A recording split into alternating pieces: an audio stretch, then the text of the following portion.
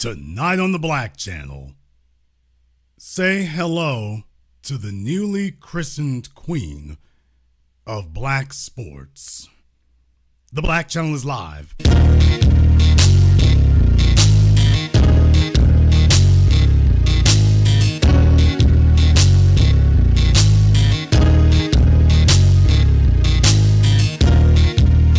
Unapologetic, unadulterated, and absolutely uncompromising. Greetings, brothers and sisters from around the world, and welcome back to the home, the haven, the stronghold, and the everlasting super fortress of intelligent black thought. We are the Black Media, and this is the Black Channel. And I am your host, your brother, your humble servant, the voice of Black America, the Black Authority, broadcasting to you live from the only historically black college and university of higher education and learning in the cosmos. You are, of course, welcome to join us. And join us you shall, because on tonight's program here, brothers and sisters, we're going to take you on a bit of a trip. We're going to take you on a bit of a trip for tonight's program. However, before we do, I do not want to be premature on anything, because lately we have had absolutely all kinds of issues, but I want to announce that after much ado here and getting things straightened out, the crowdfunding for 8 a.m. is open. We have had to overcome a various number of obstacles, including two today, which I may or may not get into later. But my mods are going to go ahead and post the link to tonight. And it is so apropos because so much of my new film is about college sports and professional sports and how from an early point we are hobbled and handicapped. And I suppose it is only divine that at this point now, when we're ready to move ahead here, that has happened. So I want us to go ahead, and I'll have my mods post that in the chat room for us. And I want to talk about this tonight. We're going to come back to that because I want to take some time here to put it in its proper context. I want to have some time to put it in its proper context. As you all know, I am not a big sports person. I am not some big sports person at all, though I do understand it. And the issue that we have here is that right now you are witnessing, as Dr. John Henry Clark called it, a world war against the place of black people in history, and including the history that we have made. And I would like to say something right now because there are some folks who are confused. There are some people who are confused. And because of that, they have mistaken notions about what we made and built. People, we built this nation. We built this nation's culture. We built this nation's music. We built this nation's identity. We built all of those things, and we built this nation's sports. It didn't have it until we got here. It didn't have it until we built it. It was absolutely, positively in shambles. It was a joke. It wasn't anything you can hang your hat on. It was a bunch of mediocre individuals going around the world playing against other mediocre individuals. What I'm telling you is that it didn't have anything even slightly resembling excellence until we picked up whatever it was. Boxing, football, basketball, you name it. It did not achieve greatness. It didn't become the symbol that the whole world bows to until we came along. That's what happened.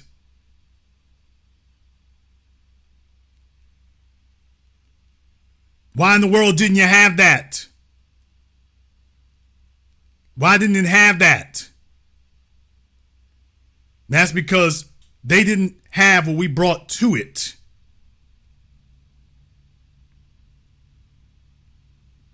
We brought something special to it. We brought something special to this. And we built that, and they have had to accept it at their chagrin.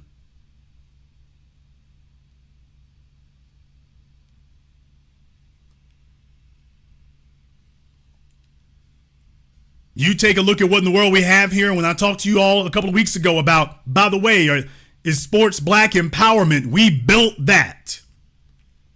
Very apropos that we would be talking about that right now when you have documentaries like Microphone Check out there talking about the legacy that we built.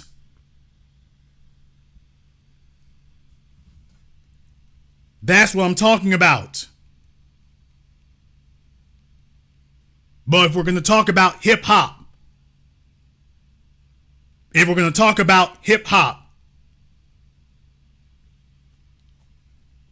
then we also need to make sure that we keep in mind that, by the way, we are not here to surrender the things that we built.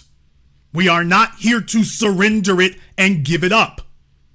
And what is the first thing that they attempt to do, that they must do when they are going to snatch something from you? They christen somebody else as the identity of it, and then they just completely erase you. That's what happens. I am not here to take anything away from Caitlyn Clark for whatever her efforts are, for whatever her efforts have been. I'm not here to take anything away from that, but I'm here to ask you all one question. Can you all name for me ever, because I want to show you all the reason why I'm doing tonight's program, because I've been sitting back and I've been watching this. I want to show you why I'm doing tonight's program. I'm doing tonight's program because I'm asking you all a question. Have you ever seen them speak about a black athlete at any level, especially a black female athlete at any level, the way that they're speaking about Caitlyn Clark before she's even completed a professional season? Have you ever heard this? Hell, before she even got to the so-called pros, have you ever seen them speak like what you see on your screen? You know what? I'm just going to take you all to the deep end of the pool. Let me show you ESPN. There it is right there on your screens right now. That, for those of you who did not know, special edition that was put out by ESPN. Have you ever seen ESPN put those words next to a black athlete? Basketball's best? We had Michael Jordan, Magic Johnson, Scottie Pippen, LeBron James, Kobe Bryant, Shaquille O'Neal. Did you ever see ESPN put a cover? Michael Jordan, basketball's best. Scottie Pippen, basketball's best. Kobe Bryant, basketball's best. LeBron James, basketball's best. Somebody tell me, because I Googled it. I tried to Google it, and the only thing that came up when you put in ESPN basketball's best is Caitlyn Clark. That's the only thing that comes up. That's it. That's all.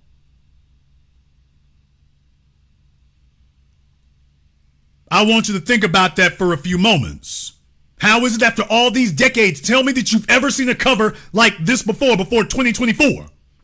After decades, somebody show me the cover from ESPN that declares any previous athlete in basketball, black athlete, as basketball's best. I'm talking about after they played in the pros for years and years.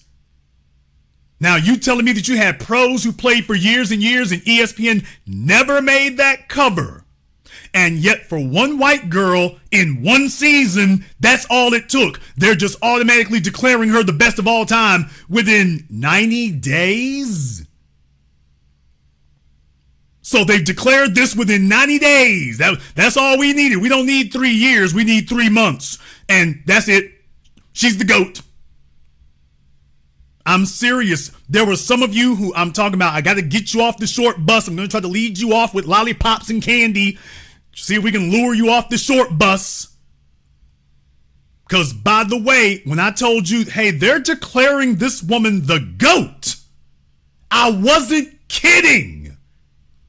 Some of you, and by the way, here's the real issue. We need to tell the truth. There's a bunch of you who are actually ass kissers on this chick. Damn. I'm serious. Y'all have seen them. Mostly black males. Oh, I said it. There's a bunch of y'all who are straight up ass kissers on her. I don't know what you think you're winning or what you think you're empowering. I don't know if you think you're going to use her to empower yourself. You got to be on some kind of pink crack to be able to sit up here and think that's, I don't know what the hell kind of rationale or logic you're using that you're going to boost her and you think you're going to do what? I'm talking about dudes online. I'm not even talking about Coon Barkley. I'm talking about dudes online sitting up here cheering on her on.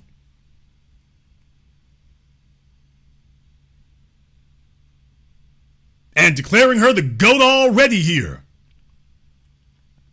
Now you think about that for just a few moments. Not after 2 years of playing, but 2 months. All right, she's already the best ever. And let me tell you here, folks, I got a bunch of stuff to show you, so let's just go ahead and get into it here. This from the New Yorker. Caitlyn Clark is just the beginning. Well, this from the Atlantic. Caitlyn Clark is just the beginning. This from the New Yorker, the swagger of Caitlyn Clark. What? Did you get that? I mean, they're talking about Caitlyn Clark and swag. I find that to be very interesting. When I'm talking about, these are the terms that we have used towards ourselves, and here comes the white corporate media taking all the jargon. They're taking all the jargon and putting it on her. Maximum mayo. But here comes our jargon, and they're saying, okay, the only swagger I see going on right here is swagger jacking. That's the only swagger I see going on here. Swagger of what? Someone show me what kind of swagger Caitlyn Clark got. Okay, they're just going to declare it. Y'all thought Elvis Presley was bad. Y'all thought what they were giving him was bad. I'm not even going to read the article here, but I think the title tells you a hell of a whole lot. Want to go on to the next one here? You thought that was bad? This one here from Marca, so Espanol is getting in on it. Caitlyn Clark debuts new hairstyle, stirring reactions from women at Indiana Fever press conference. Auntie, chill. Folks, I'm playing it for you as it's gone down. I'm showing it for you as it gone down. They're saying she's got a new hairstyle. What is that? She grew another 2 inches? Folks, these are serious articles that have been put up and posted. Yes, they're telling you a ponytail is a new hairstyle. These are new articles that are put up. Someone tell me, did Angel Reese ever get this? Someone tell me, when did they ever do this for anybody before now? When? I'm asking for a friend. By the way, we wouldn't want you to miss out on some things here. Oh, Caitlyn Clark is reportedly nearing a $20 million plus Nike deal. Because, of course, that's good business. I mean, she hasn't even finished a season in the so-called pros yet. But, of course, $20 million makes perfect sense to me. Absolutely. Absolutely. Doesn't that make perfect sense to all of you? Now, is this compensation for productivity and results, or is this hype and speculation? Is this productivity for her actual results, or is this just hype? They're just putting money into hype and speculation because they can afford to plow hundreds of millions or billions of dollars into hype and speculation, if that hype and speculation will finally, at long last, erase us. This is an investment in erasing us. That money, $20 million, is supposed to be an excuse to get them to erase us and say, oh, well, this is the reason why she's just taking up all the real estate over here. Well, what about when we were doing it there? That's just average. We ain't worried about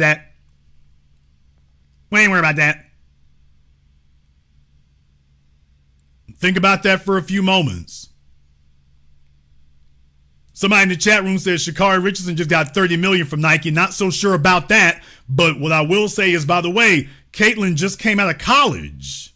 She literally just walked out of college. I'm going to come to that here in just a second. Let me go ahead and get to that. The 720 degrees of analysis you'll receive absolutely nowhere else. Here's another article. Caitlyn Clark is turning pro. She could probably make more money staying in college another year. What? Now, if you all remember, because I'm the only place that keeps up with this kind of thing, I've kept up with this, I've watched it, I've monitored it, I've stayed on top of it. And if you all remember, I was talking about this way before now. I've been talking about this for going on over a decade. Going on 2 decades now. Talked about this. We just mentioned this here a few weeks ago. I was talking about this before, and I wanted to show you on your screens here. By the way, Jason Blackman talking about this, but if you'll notice, I challenge you to go to a single article anywhere that says that Caitlyn Reese should not be getting paid. Caitlyn Clark. I said Caitlyn Reese. That Caitlyn Clark shouldn't be getting paid, that her payment is going to college. I challenge any of you now to go find an article that says that she shouldn't have been getting paid in college. Why, her compensation in college was the privilege of going to the school. Now, that's what they were saying before. Now, they were saying that you college athletes, you should just be happy you go into the school. That's not the conversation that they're having about Caitlyn Clark. They're saying that she needs to use college to make more money. Nobody's saying that she needs to focus on her studies. Nobody's saying that she needs to focus on her degree. Nobody's saying that she needs to focus on being a good student. They're all talking about how much money can she make. This was before she went to the pros, y'all. They were talking how much money she needs to make in college, and that she needed to stay in college so she could increase the amount of money she'd be able to get. Radically different from the conversation that they were having about our college athletes. A whole different conversation than they were having. When they talked about us, it was about you need to just stick your ass in school and you just be happy, let the coaches get paid. The white girl shows up and all of a sudden, you need to pay her for what she's there for. She's worth every penny. She's worth every penny. Name, image, likeness. She's worth every penny. They ought to get that right there. Yes, she should get that. Name, image, likeness. She's worth every penny. She could even make more if she stays another year. They're saying this openly while arguing against us and saying that we shouldn't have to have that.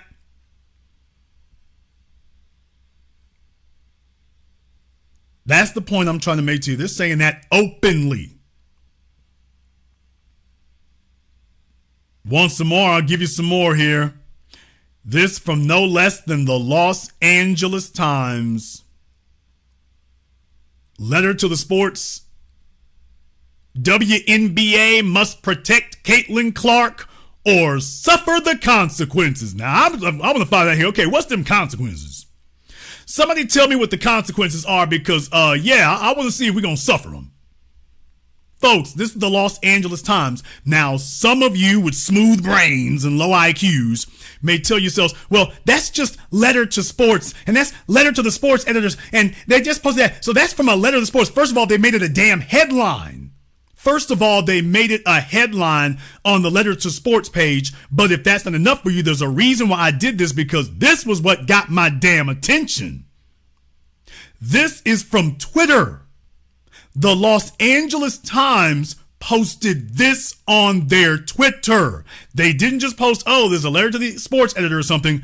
This was what they posted on their Twitter page. They didn't say letters to the sports editor about Caitlyn Clark.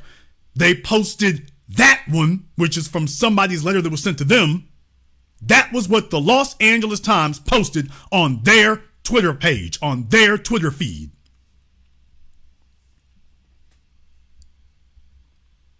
And I'm asking myself, when was the last time that you saw them do this for a black athlete? When was the last time that that occurred? Because I'm racking my brain, even though I don't follow these things like that. I'm racking my brain, and I'm racking y'all's brains, and I'm trying to figure out what it is. And so far, I can't get it. I've never seen anything like this. You would think that she'd been playing for a decade. And it's like, you do know she just got there like this month, right? I'm asking you, when have you seen that? When have you seen that?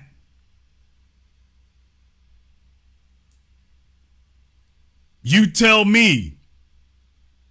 When have you seen this? I want some of y'all who follow sports. Tell me when y'all have seen this. Is this the way they talk about everybody? Because I must have missed it. Don't think it's enough. Here's some more. Jason, how deep you gonna take us? I'm taking you all the way in tonight. Caitlyn Clark's jersey could fetch record-breaking $200,000.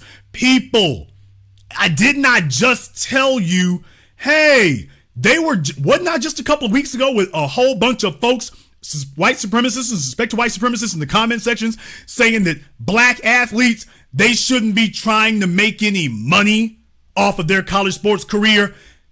As a matter of fact, am I remembering Reggie Bush?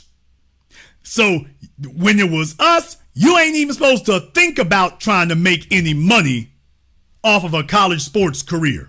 You ain't even supposed to think about making no money. As a black kid, you ain't supposed to even be discussing capitalizing on your college. You're supposed to just be happy you're at the school.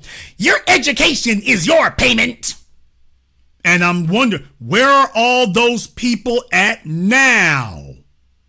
I'm just asking one question. Tell me, where are all of those people at now who've been shouting us down and yelling at us for 3 decades, telling us that your compensation is going to the school and you should be happy they let you on the campus? Somebody tell me, where are those people now? Because we can't find any of them. It can't be because they haven't heard about this, because they've been talking about her everywhere. And yet they're not giving her the same treatment. Now, isn't that amazing? All of a sudden, we're looking for them and we can't find any of them. She's willing to sell her jersey and nobody's jumping up. Where's Nick Saban? What? Somebody find Nick Saban and let him know, hey, by the way, this girl is out here trying to sell the jersey and stuff. This doesn't sound like she's concerned about college career or anything like that. I mean, isn't this degrading the sport and stuff like that, old Nicky boy? All of a sudden, nobody is worried about how this could affect the sport. All of a sudden, nobody is scared and afraid of how this could affect college athletics. All of a sudden, she can go for a black male getting the extra cheeseburger is going to corrupt the entire system. A white girl coming literally out of nowhere talking about, hey, let me sell this musty jersey for $200K, and nobody bats an eye. That's all right. That's okay. No comment section is erupting, talking about moral turpitude. Look it up. Nobody's talking about how this pollutes the sport, how this will corrupt the other students, how this corrupts the game, how nobody is going to watch because you are belittling the integrity of the NCAA. The integrity of the NCAA, ain't that a phrase?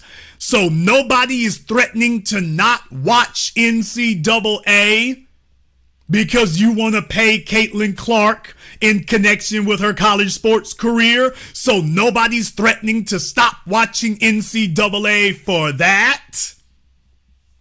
So her getting paid doesn't justify you threatening to stop watching NCAA. But if you see some black kids getting paid, then all of a sudden, I'm not going to watch NCAA anymore. Now, you have belittled the sport. Now, ain't that something? You tell me. You tell me how in the world you do that. Nobody ever said white supremacists were consistent. Nobody ever said that.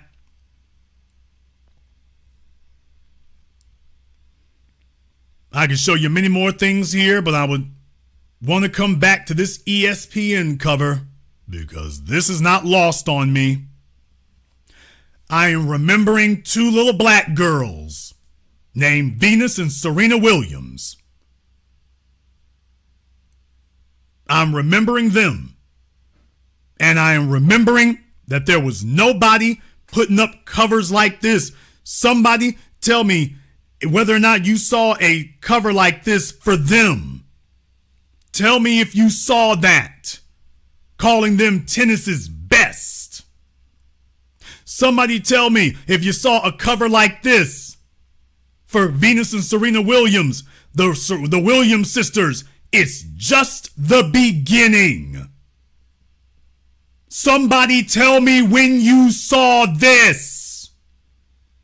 I want somebody to appraise me of what in the hell we missed. Where were we looking in another direction?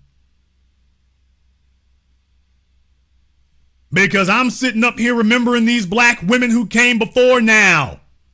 Dominique Dawes. Gabrielle, I forget her name. She was the gymnast. Y'all will tell me here in a moment here. Simone Biles. I'm looking for somebody. Every time they showed Simone Biles, they kept putting those white girls next to her. They didn't let Simone Biles, Gabby Douglas, thank you. They didn't let Simone Biles be by herself.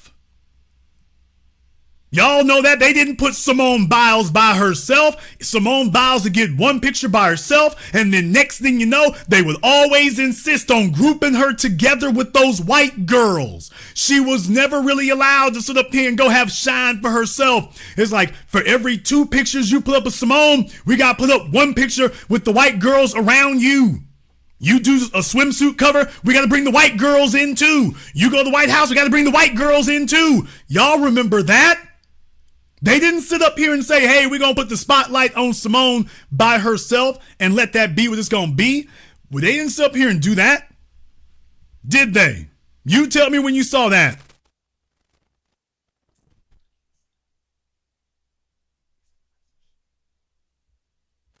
Y'all tell me when the hell they did that. That's why I'm telling y'all, you take a look at that. Show me when they put up a cover like this. For any black female, Flo Jo, any of them, name a sport, name a athletic level where this was the reception that a black female got. Because I remember them mocking the Venus and Serena Williams. Challenging their femininity, challenging their athletic ability, challenging whether it was justified, challenging is it too much too soon? And that's another thing. For black children, it's always too much too soon. Everything positive is too much too soon. It's too much too soon. Everything except a jail sentence. Damn! Now, when you're black, you're never too young for a jail sentence. You're never too young for a life sentence. Now that you're never too young for. But when it comes time to be the face of something, when it comes time to be the leader of something, when it comes time to be the figurehead of something, when it comes time to be the icon of something, it's too soon for you. Hey, Kobe, it's too soon for you. Venus Serena Williams, oh, your daddy doing too much. It's too soon for you. Everybody is trying to infantilize us when it's time to progress and lead. All of a sudden, oh, we're just looking out for you. You just need to remain college students. You don't want to get out here like this. You're just going too soon. Everything is too soon for us. There's always an excuse to tell us, now you moving too fast. You're going too quick. You're moving too fast.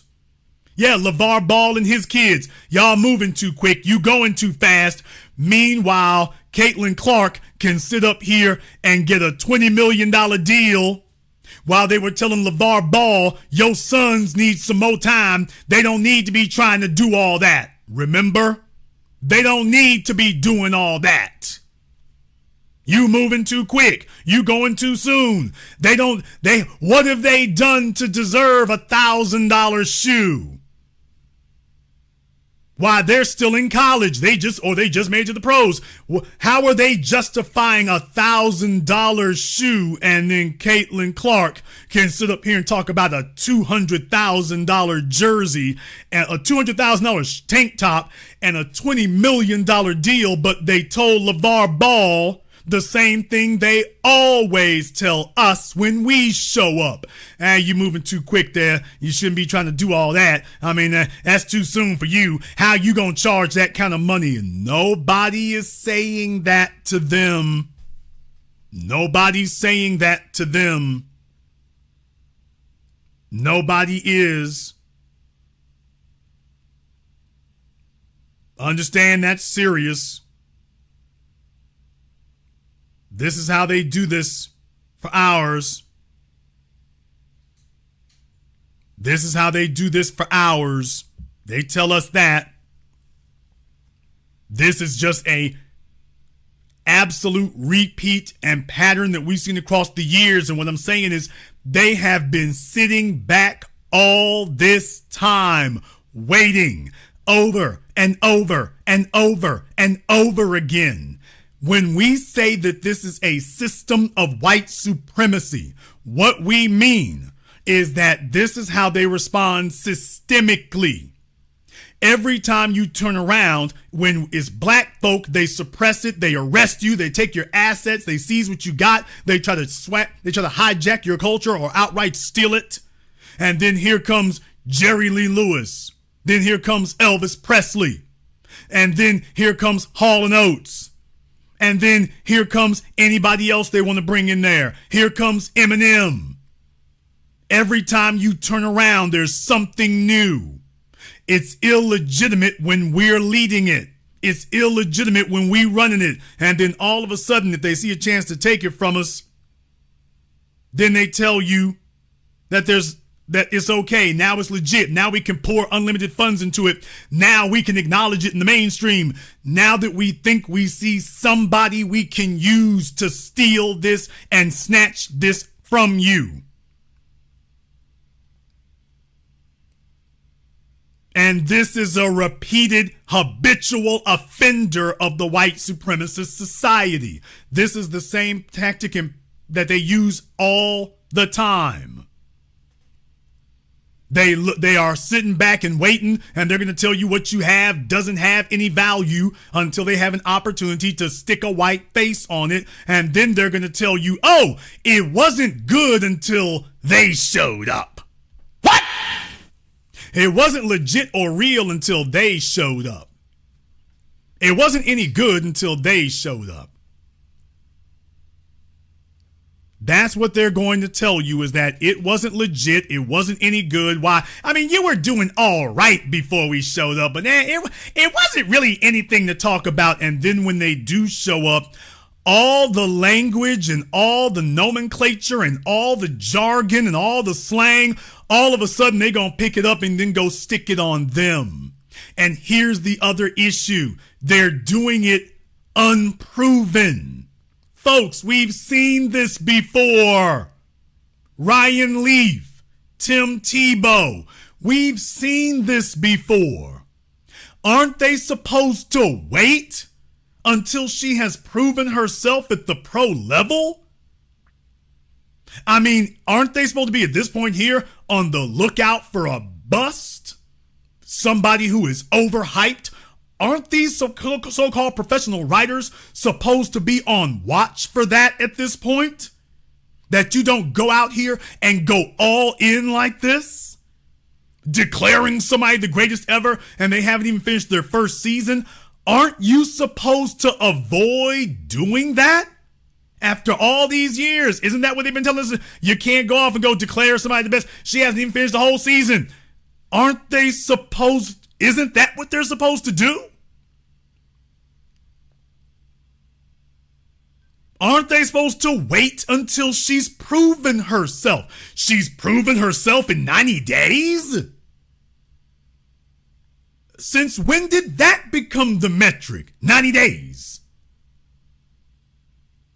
And what I'm saying is it can't be because of performance, nor can it be because of due diligence or prudence, because due diligence and prudence would lead you to say, hey, it's going to take more time before we sit up here and make any sort of declaration.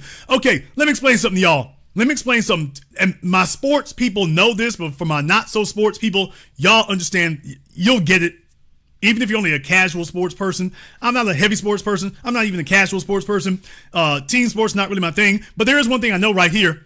Folks, what do they always tell you about your performance in college?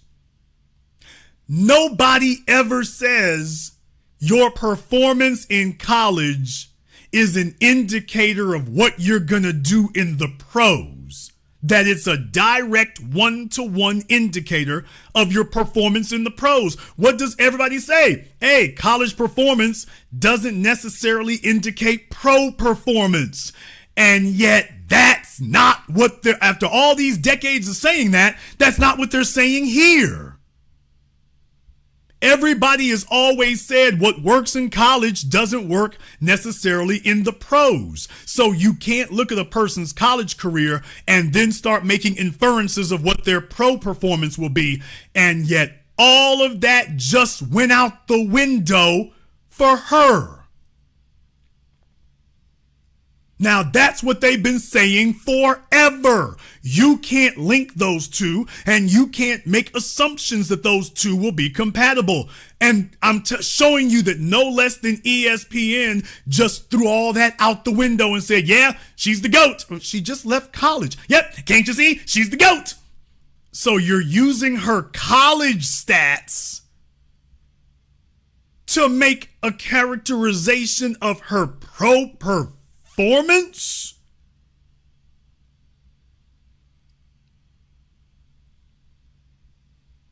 Yeah, and how many championships does she have, by the way? By the way, one more thing. How many championships does she have? Because for us, it didn't matter how great of a player you were. If you ain't got no rings, it don't mean a thing. What about them championships? So somebody tell me, how many championships does she have? She must be the winningest championship player in NCAA history based on, zero? None? None? Damn! What do you mean zero? Everybody's fingers must be slipping. You all must have meant to press 1 and everybody's fingers keep slipping and hitting 0. 0 and 2 in championships. You done had 2 opportunities and missed them both times. Y'all must be all missing up and hitting 0 by accident. There's no way that you're hitting 0 deliberately. Y'all must mean to be hit 1 or 2 and you keep hitting 0 by accident. So I'm going to give y'all a minute here to find the 1 button. I'm going to give y'all a second chance to hit the 1 button. Clearly, you all must be making a mistake. Everybody's saying 0. You must mean 1, and everybody in mass is just screwing up tonight and hitting 0. So it can't be that.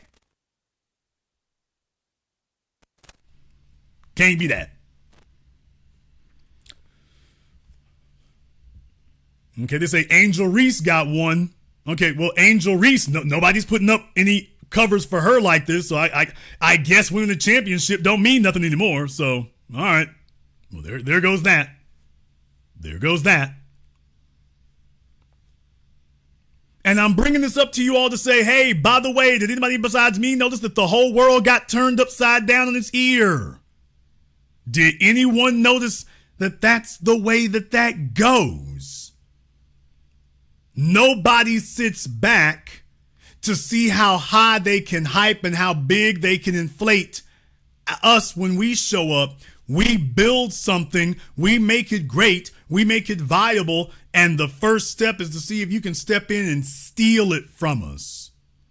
And they will suppress it and belittle it, and the very instant that they think they got somebody that they can use to eclipse us and erase us, then all the attention goes in that direction. They make all kinds of outrageously unfounded statements for the purposes, and it has nothing to do with her performance now. It's all for the purposes of, as long as we're talking about her, we're not giving it to you. And that's why the focus has shifted. And the focus has shifted on what we own and what we control, because we understand that's not the game these other folks are playing. These other folks are not playing that game. They're all sitting around and saying, we're going to see what you got so we can steal that. And this is why we have to value what we've made. We have to value what we've built. We have to tell ourselves that it's all right if it's not, quote unquote, as big as these other people, because I want you all to understand we have an outsized and outrageously outsized level of influence. That's what I want you to get. Our influence is actually outrageously understated, and the whole goal of this society, the entire goal of this planet, is to convince us, particularly those of us who form the foundation, that we don't have any influence. That we don't have any influence until they tell us we have influence. But until then, we don't have it. And that's why it is more important than ever that we embrace that as what it is. This isn't just what we're doing, it's our cultural legacy. I want y'all to understand that. I was the person who was first beating the drum about this and saying, no, you cannot sit up here and grab no Mac Miller, no Eminem and put them on our throne, because this is our cultural legacy. It belongs to us. This is what we're supposed to pass down to our children.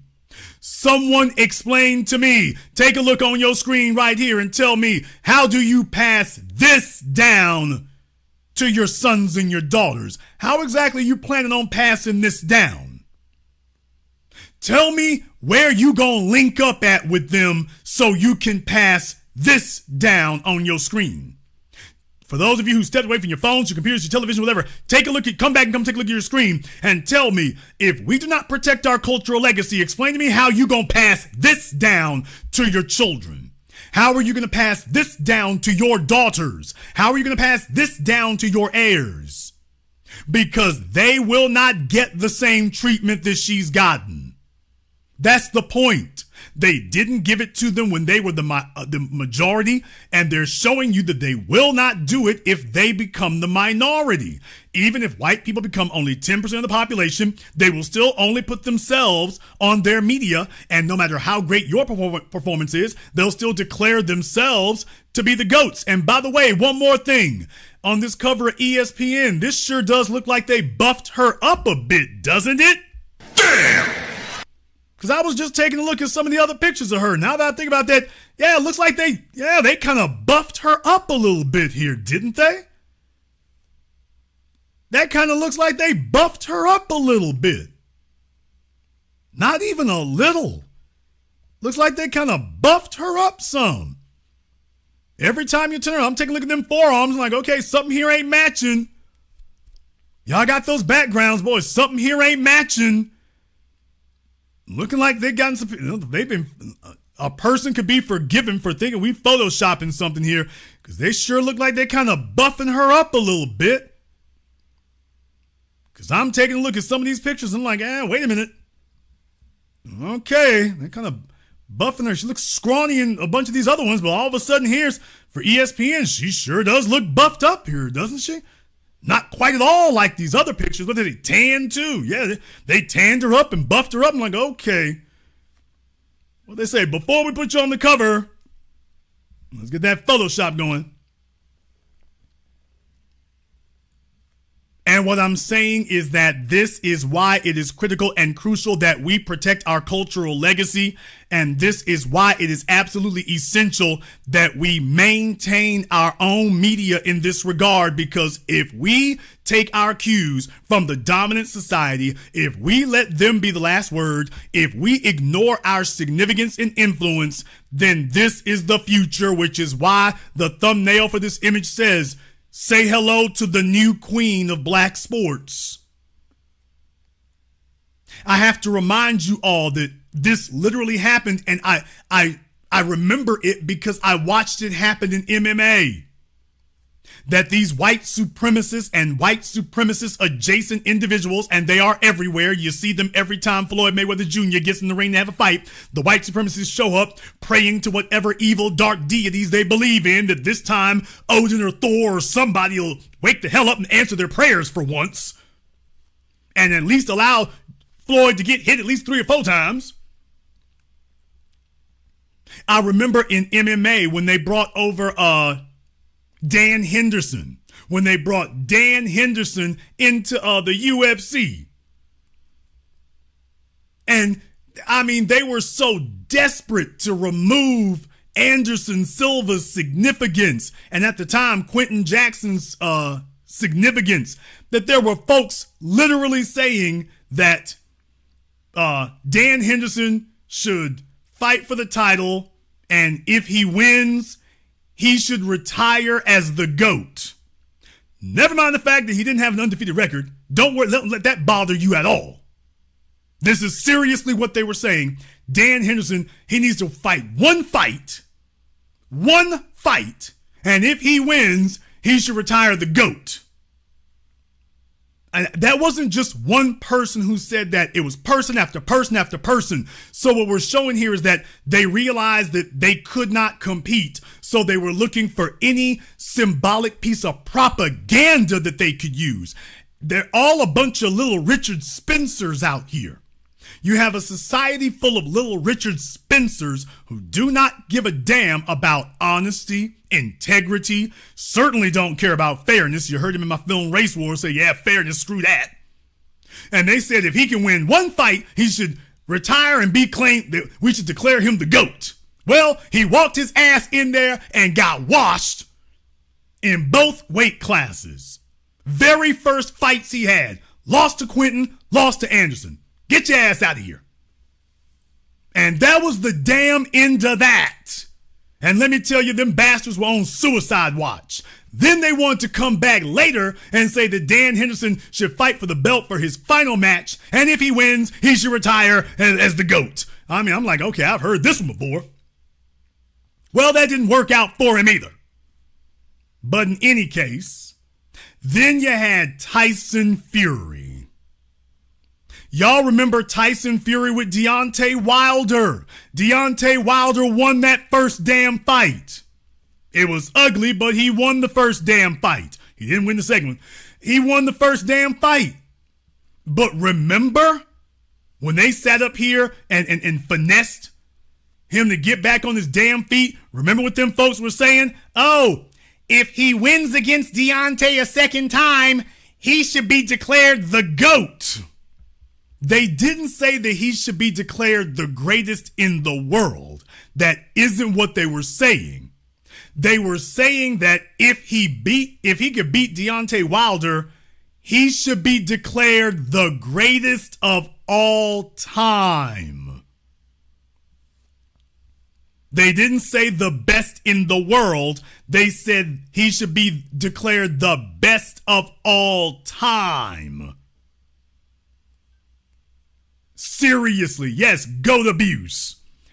Seriously. And I'm like, well, hell, this is what the garbage you all were saying about Dan Henderson. So if a white person can finesse their way in somewhere and wiggle their way in somewhere and squeak out one little old raggedy ass win, then, okay, well, steal it, declare victory, and then get out. Get in, declare victory, and then get out. That's literally what they're saying. If you can steal a win, if we can help you to steal a win, then we'll declare you the GOAT, but then you need to retire because we ain't going to have you walk back out there and get yourself knocked the hell out again.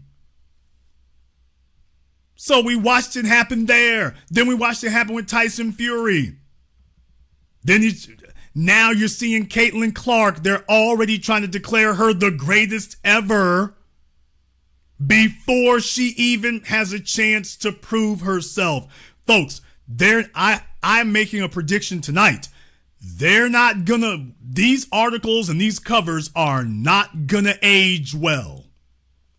Hell, remember Ronda Rousey? Anybody remember Ronda Rousey? Anyone remember Ronda Rousey? If you'll remember, they were trying to declare her the best MMA fighter in the world. No, not just women. They were saying women and men. Okay. And I just want you all to remember here that when you see them laying it on this damn thick, this damn early, it can't be because of performance. It must be because of propaganda. And why? Why? Because sports is troublesome. Sports is troublesome and has always been troublesome. And the reason that sports is troublesome is because sports is a lot harder to put your finger on the damn scale. You gotta actually get out there and compete. You don't have somebody managing the day by day and giving you a position. So if you get the ball in your hands and you can't actually throw it, then everyone can see you can't actually throw it. You see, white supremacy works on everything except the laws of physics. And deal with it, nigga. White supremacy is able to tip the scales on everything except the laws of physics. So when it comes to actually showing the world in person, people get to show up in the stands in person. They get to show up in the arenas in person and see whether or not you're able to overcome the laws of physics the way you have rigging the laws of economics. And then what do you know? I'll be damned, when we're all on a level playing field, things look exactly the opposite of what you see in the society at large. Now, isn't it amazing? White people have 90% of the wealth in the economic system when they can rig the economic system. Put them on a hard court in the laws of physics, and all of a sudden, well, they're only 10% and we're 90%. Well, isn't that amazing? It's 100% diametrically the opposite equation when you can't rig the system. Well, then now it kind of gives you an idea of why they're so afraid of a system that isn't rigged and a system that isn't a setup and a system that isn't a fraud and a scam. Now they're showing you why they're so afraid of that and why that scares them so much, because yeah, if you actually had to do that, how would that be? How would that go if you actually had to compete head to head? You get given $100, I get given $100. No, you don't get given 100,000 and I get given 100. You get 100, I get 100. You hit the corner, I hit the corner. Nobody comes and helps you, nobody comes and helps me, and we'll see which one of us is able to figure this equation out. Without historical help and without a society to give you $1 million of whiteness and to spot you $1 million on GP, how will it go then? And ain't it amazing whether it's the dope game? Oh, I'm going there tonight. Whether it's the dope game or anything else, when we get to go head up, things change. When we're allowed to just get out here and get at it, and ain't no referees to put their finger on the scales and nobody to sit up here and give you a help and to spot you anything, and it's just you and me and ain't nobody jumping into it, well, I'll be damned. You start seeing the same damn results every time you turn around. It ain't even close. People, not only do you see the same result uniformly, it's not even close. It isn't even close. Over and over and over again. Not even close.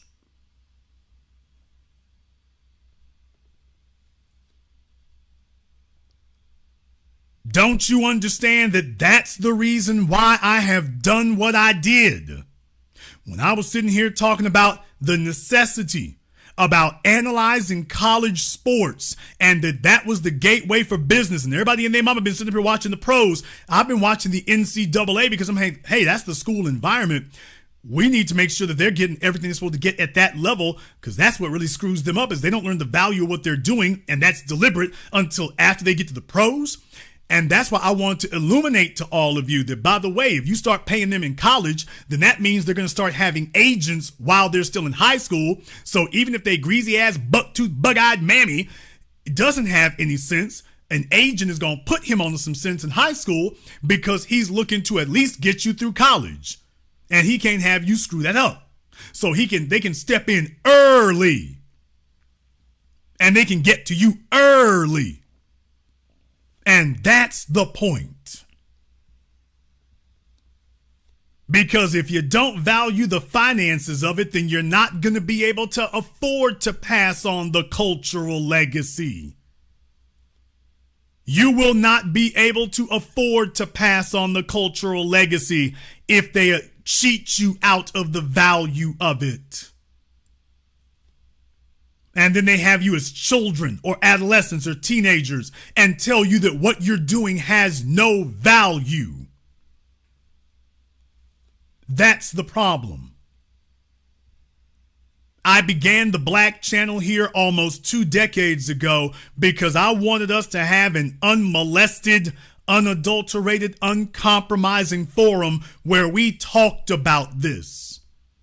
Before we started the Black Channel, the conversation in Black society was about integration and politics and education. Integration, education, and politics. And everyone was attempting to avoid the economic factor. They told you don't talk about that. They told you that doesn't matter. They told you, well, if you get the politics under control, you'll get the money. And in reality, it was always the other way around. You get the money, you got control of everything else. And there has been a nonstop campaign against us to take our eye off the ball. And I did not say that it would be easy to do, but it's got to be done because nothing else is you can't hold nothing else if you're broke. You can have all the talent in the world. You can't hold it if you're broke. You can't hold it if you're broke. This is a huge paradigm shifting conversation that we've had. And I've been one of the leading people here, and that's what my new documentary 8 a.m. has been about. I've been one of the leading people here telling folks, by the way, we need to have a discussion. I want to go deeper than just discussing entrepreneurship in general. Hey, do you realize how we build certain entrepreneurial structures and we get conned into thinking that we haven't built an entrepreneurial structure? A basketball team is an entrepreneurial structure. A sports team is an entrepreneurial structure. A record label is an entrepreneurial structure. But every time people come up to us, they try to convince us, no, it ain't. They try to tell you and me, no, it's not. Now, for everybody else, it is. Now, one more thing I want to put in here to all the folks who said, who tried to argue and hope you didn't feel too bad when your feelings got hurt when I discussed it before about is sports black empowerment. By the way, is anybody saying that sports isn't white empowerment for Caitlyn Clark, even though she doesn't own the team? What? Is there anybody saying that sports isn't white empowerment for Caitlyn Clark? Is there anybody saying, Jason, it's not white empowerment till she owned the team? It's not white empowerment if she's just a player on the team, Jason. It ain't white empowerment for her. Oh, it's not? Oh, so this on your screen right here, this isn't white empowerment. And this on your screen right here, this isn't white empowerment either. Not at all. Oh, so that's not either. Oh, okay. And this isn't white empowerment either on your screen, right? So this isn't either. Neither is this. I mean, it can't be. Not if that isn't so. Then that can't be. That can't be. Oh, it's not white empowerment until she owns the team. Because that's the artificial barrier and the artificial standard that folks have been sitting up here accepting. Some of y'all have been fooled and bamboozled for a long damn time. You've been fooled and bamboozled into thinking these artificial standards and these artificial metrics, and now put on the white person, you're like, oh, of course that's empowerment. Of course it is. Oh, so what I've been saying for the longest time is true. Oh, there you go. There you go. And what I'm saying is that up until now, this conversation didn't take place. This conversation didn't happen.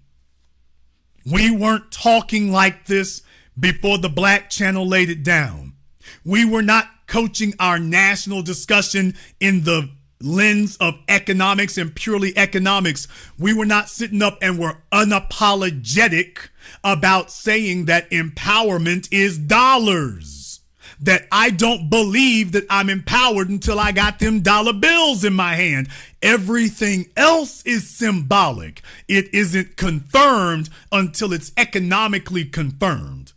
Because this is how they get over on us. They sell us symbolism. Well, you're a nice person. You're a noble person. You're a good person. You is kind and sweet and educated. And, oh, we're the bad white folks over here. I mean, we're just flush with cash. But, you know, we're just so wicked. And God's going to deal with us in the next world. But you are the noble, broke Negro. You're so lucky, Rufus, not to be concerned and confined by the materialistic ways of this world. So I will sit over here drowning in this materialism. You sit over there in your noble brokenness, noble blackness, and just enjoy the fact that you're so much better than me. Oh, what was that? Oh, you wanted to see what some of that prosperity would be like for you? Oh, well, don't worry. God will patch you up in the next world. Don't bring your black ass over here trying to touch mine. God will patch you up in the next world. You let us go ahead and enjoy this in this temporary mortal world. God will patch you up in the next world. You'll get patched up in the next life. You leave them hundreds of thousands of dollars and millions and billions of dollars down here for me and mine, for me and Nick Saban. Me and Nick Saban we'll enjoy our little bit down here, and you have the rest of eternity for yourself.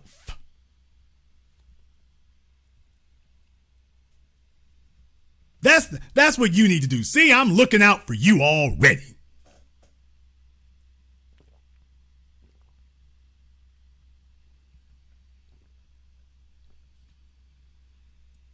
This is why you have the Black Channel, and this is why the national conversation has changed, and this is why the national conversation has shifted to something else.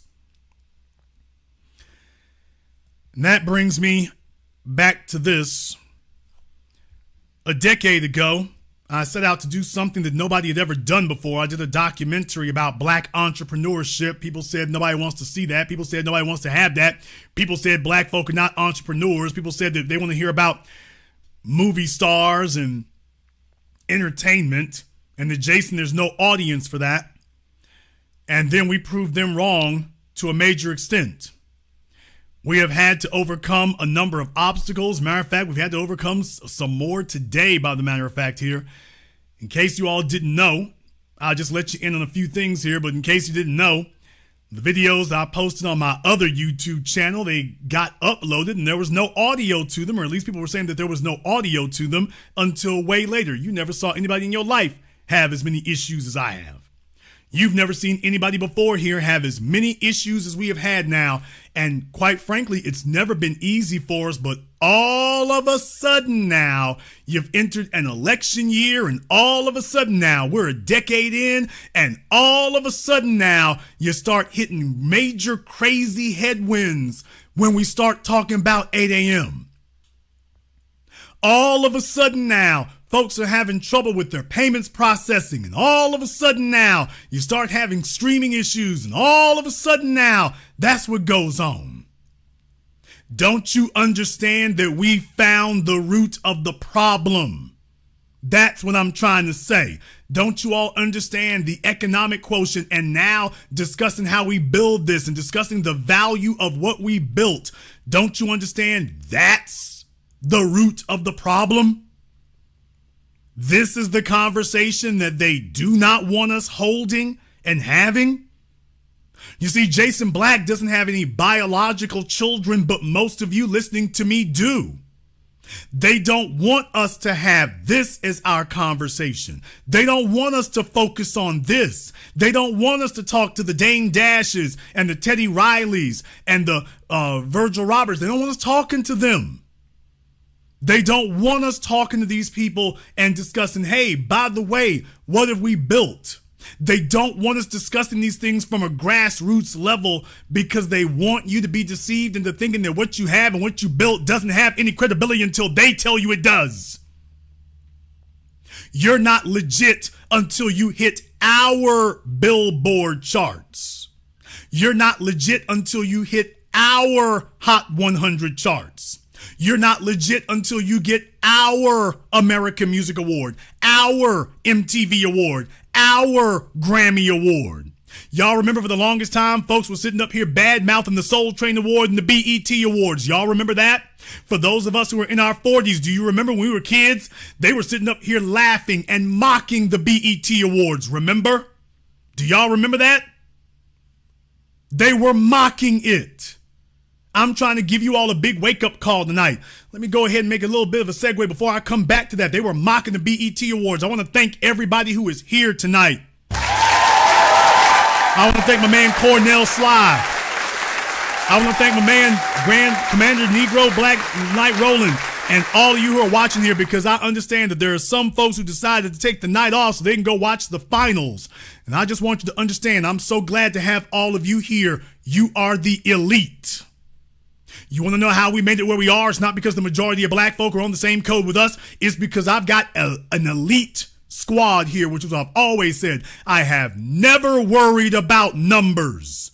I am willing to accept smaller numbers so long as our might is big enough to impose our will. I'm fine with that. I am fine with that. I have always wanted the elite. I've always wanted the special forces. Those are the only people who've ever gotten anything done, and those are the only people who ever will. Let me be clear with the words I'm about to say to you next. Everybody else follows our lead. We ain't got to worry about how many folks are quote unquote behind us. All we got to do is stand strong, stay consistent, and continue to lead. Don't worry about who's behind you. Don't worry about it. We've never worried about that. Now everybody is repeating our words. They're repeating our vernacular, from The View to the nightly news. They're talking about cut the check. They're talking about reparations. They're talking about black empowerment. They're talking about economics, to the point that Joe Biden and Kamala Harris have to sit up here and have some rigged paid shills and an audience full of paid people to stand there and say vote for Biden, so that they don't get asked about economics. If they ever step outside of an arena where they don't get to sit up here and handpick the people who show up, the discussion turns to economics, and then they start looking all stupid and meekish. That's what we've done. That's what we've done. This is what we've accomplished. And we're going to continue to do that. Y'all remember that when we were kids and they had the BET Awards, do you remember how everybody back then, there was a certain group they were laughing at it? Oh, is this supposed to be some poor man's Grammy? Is this supposed to be some poor man's Grammy? Do y'all remember that? Do y'all remember that? Y'all remember the way they did that? Is this supposed to be some poor man's Grammy? You think this little rinky-dink award, I mean, you're just some backwater cable channel here. Is this supposed to be some poor man's Grammy? We're not worried about that. Remember? And to their credit, they didn't allow anybody to sit up here and cow them and make them think they had less than they did. They didn't allow anybody to do that. Let me give you a moment here to understand about our cultural legacy. And I want to put this in its proper context here tonight.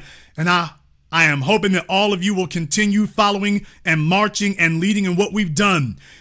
I want to take you back to a bellwether moment. Kool Moe Dee. Kool Moe Dee. You'll remember that Kool Moe Dee, when he put out, in my opinion, probably his best album, but when Kool Moe Dee put out his album, Funky Funky Wisdom, and if you'll remember, he had a song on the album called How Cool Can One Black Man Be? Do y'all remember that one? He had a song on that album called How Cool Can One Black Man Be? Okay, but here's the thing. You see, when the song first came out, and when he put a music video out for it. When they put out the music video, if you'll remember, in the beginning, they used the entire title. How cool can one black man be? But if you'll remember, when it got to MTV, they changed the title on the screen. They just made the title How Cool. How many of you remember that? Now, I remember that. And if you got old VHS cassettes, you probably got proof of it. And then eventually they changed it on BET too. When it first was shown on BET, they used the whole title. Kool Moe Dee, How Cool Can One Black Man Be? After MTV didn't want to say how cool one black man be, next thing you know, later, BET changes it. Some of y'all remember that. Some of you remember that when that song came out, when the music video came out, at first they put on BET the whole title, How Cool Can One Black Man Be? MTV just put up How Cool. And then you'll be fooled. You'll be watching this decades later. See, they got to erase the history early, people. They learn you can't let this thing get way down the damn track. If you're going to rewrite and erase the history, you got to do it as early as you can, as quickly as you can, so that hopefully memories won't linger. Hopefully memories won't linger. No, they changed the title before Viacom bought them.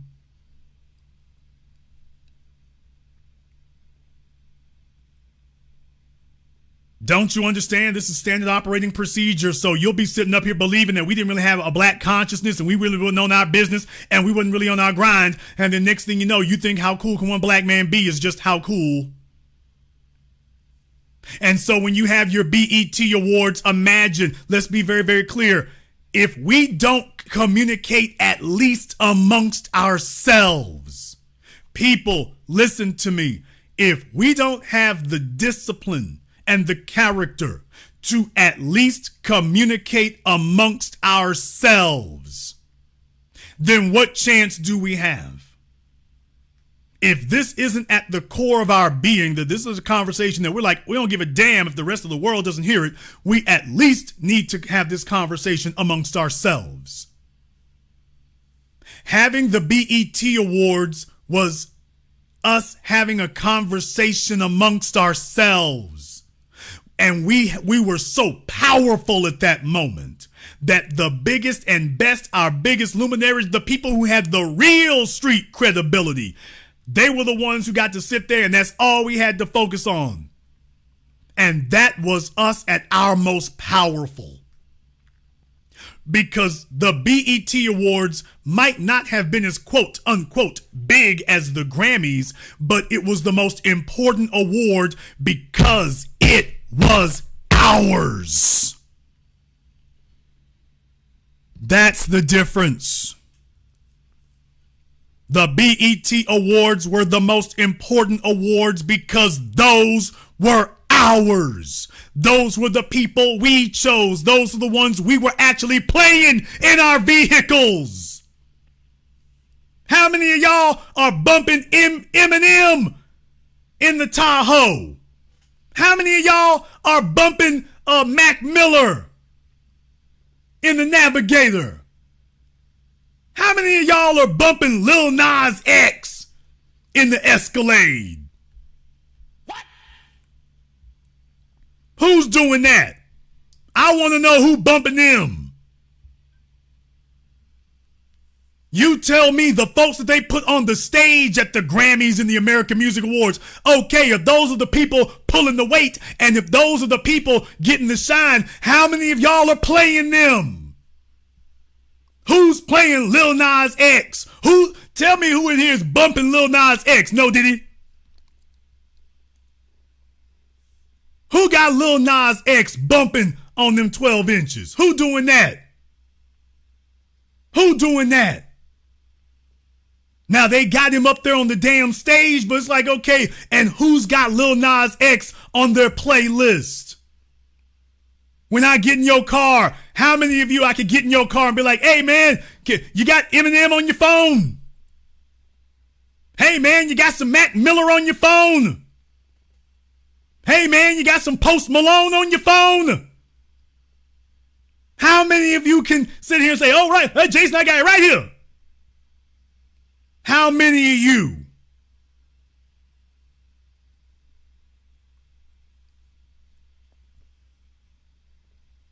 All right, some of y'all in here, some Mac Miller and Lil Nas X fans, so it's just, I'm going to let you live your truth. That's okay. To those fellas, we ain't mad at you. We ain't discriminating. Go ahead and shave your legs. Shave your legs and powder your nose. You still all right with us? Live your truth. It is Pride Month, so hey, we ain't hating on you. Hey, bump what you bump, man. Do what you do. Do what you do. We ain't mad at you. It is your month. It is Pride Month, so hey, man, we cool with it. We cool with it. Get your rainbow t-shirt and your nair. Make it pop. Do it. But for the rest of us, we rocking a little bit different for the rest of us. So it's, we're doing a little bit different over here. And what I'm saying is, the BET Awards was prestigious because we own that. Those were the folk that we chose. Those were the people that we actually listened to. Those were the people, and you had to make sure, you had to know that this was your culture. This was your culture. See, you couldn't just put any old body up there at the BET Awards. No, the audience, because the audience was small, it wasn't controlled by the dominant society. And because it wasn't controlled by the dominant society, it was controlled by us. And because it was controlled by us, it had to be legit. It had to be legit.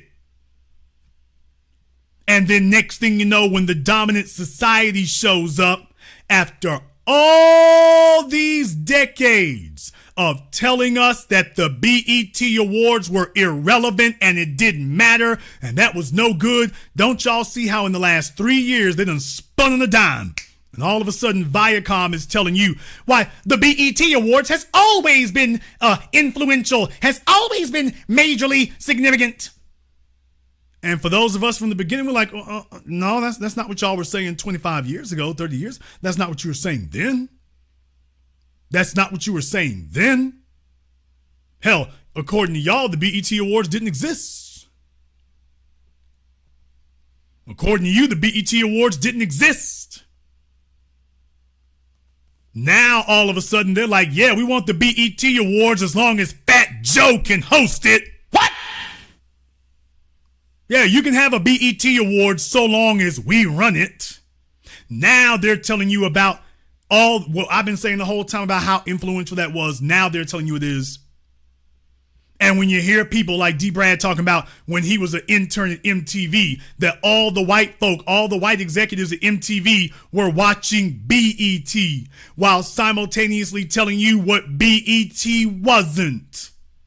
They were telling you that BET wasn't significant. Meanwhile, the program directors and executives at MTV were not watching MTV. They were watching BET and telling you that BET was insignificant and that MTV was all that mattered. What I'm trying to tell you all is that if your metric of what matters and what doesn't is dictated to you by the dominant society, you're going to see yourself as insignificant and irrelevant for the rest of your days. They will never tell you you are as influential as you really are. They will never tell you you're as significant as you really are. They will never tell you that you control the conversation. It isn't in their interest to do so. They want you to think you're small. They want you to think you're insignificant. In 8 a.m., one of the major things we touched on is that record labels, the white control record labels, love to tell you that you're insignificant because that's how they get you to sign away all your damn rights. They come in the door knowing you about to sell 1 million copies, 2 million copies, and then they sit up here and downplay everything and say, well, if you're lucky, we'll make a couple $100,000 here, sign away your publishing. Maybe we'll make that up to you. And so you sign it all away because you believed them when they said, oh, that, probably not going to do very much. You're like, well, let me just grab whatever I can and get on going. And next thing you know, that's it. They convinced you that you don't have much of anything. They convinced you don't have much. And every time you show up, they're going to tell you don't have much. Beyonce Knowles is where she is today because she had a black father who wasn't going to fall for that. Michael Joseph Jackson got where he was because he had a black father and mother who weren't going to fall for that. And before it was over, remember when Michael Jackson hit MTV, they was trying to downplay him too. Gladys Knight has talked about that for decades. They tried to downplay Michael Jackson from the time it was put on there. They didn't want to acknowledge him even then. They were forced to acknowledge him when he blew past Elvis Presley's records. At that point, they were basically handcuffed and shackled and waterboarded and forced to acknowledge him, even in the face of undeniable evidence. They didn't give it to Michael Jackson. Michael Jackson had to do 10 times better than Elvis Presley just to get acknowledged. They will never tell us that we are as good as we are, as influential as we are, as significant as we are, as big as we really are. And here's my thing. We don't have to, quote unquote, be as big as these other folk. We don't have to sit up here and have a mega blockbuster. Most of your mega blockbusters are forgettable to begin with. We just need to play our best A game. And in this election year coming up here, I want us to make sure that we put our chips on what the reality is, that we have not taken our eye off the ball. The issue is and always has been economics. It is and has always been what we own, what we control, and what we're passing down. It has always been about the dollars. It always has been. And we cannot be shy about it.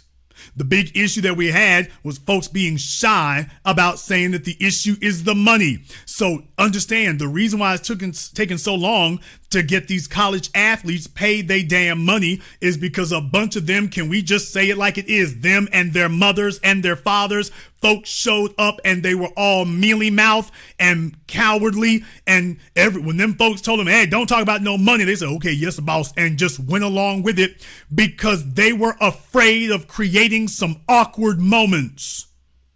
And by the time you get to an Ed O'Banion, they've been out of the situation for so long.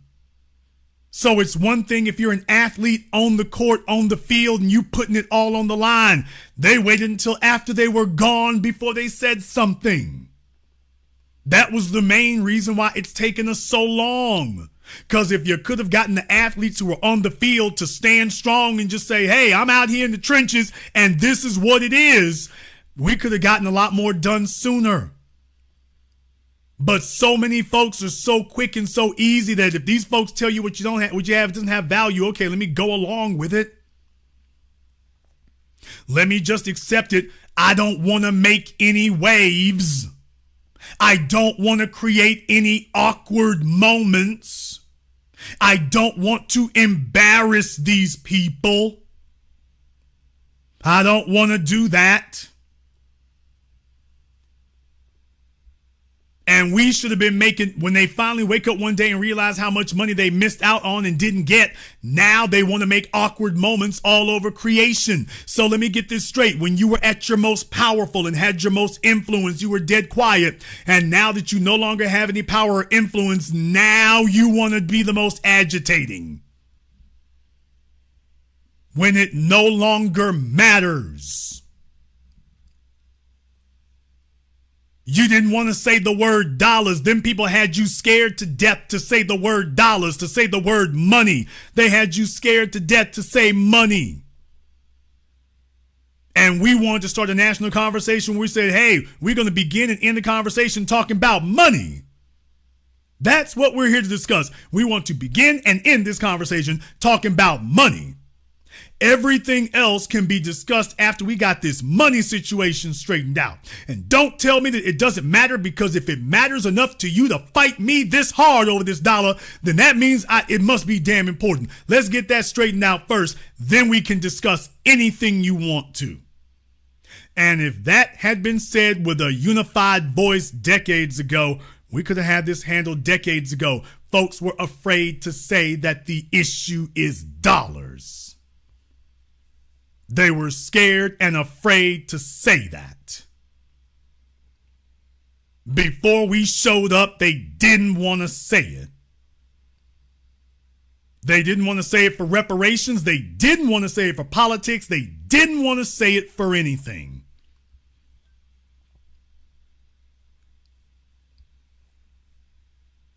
And that's why I'm having this conversation with you all now. The purpose of what we're doing is to get everybody back on their square. The purpose of what we're doing is to get everybody back on their square. So I'm calling on everybody here tonight. We have come a long way. We still have a long way to go. We've had to overcome obstacles. We've had to overcome harassment. We've had to overcome COINTELPRO. We will continue to do so. We ain't gonna stop moving. So I want everyone here, if you've been a part of what we're doing, if you've been supporting us before, I'm asking you to go ahead and do that for us one more time. My mods have posted the link to the 8 a.m. crowdfunding in the chat room here. And what I'm going to say is I'm going to leave this in your hands. A decade ago, we sat up and said we were going to change things, and we blew Issa Rae and Black Enterprise Magazine and every damn thing else out of the water. I am sitting here and looking at all of you to see if we are going to do that one more time. Everyone can ignore us if we sit down. Everyone can ignore us if we sit back. This isn't somebody else's to carry. This is yours. We've got over 4,000 people in here live right now, and that's perfectly fine by me. We should outdo anything and everything we've ever done before. On my crowdfunding there, I wanted us to start back where go back and start where we started.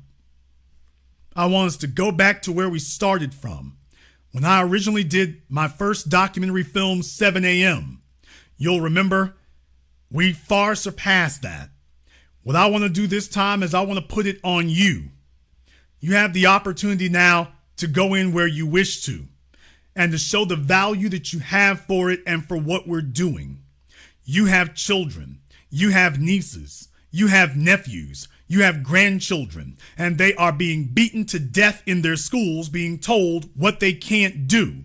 Nobody is giving them instructions on where they really can go. Nobody is educating them about what they really can do. There is absolutely nothing wrong with being a musician. The world needs music. Art gives man, in the words of Mike Mincer, an ideal version of himself. There is absolutely nothing wrong with music. Problem, we don't have enough music on the radio or anywhere else today. You know why? Because we sat back and let other people take it over. And the art form that we built that revolutionized the planet has been hijacked and taken over by other people. And now the music doesn't program you to lead. The music at best programs you to follow, and at worst programs you to narcisize and drug addiction yourself. That's what they're using it to program you for now.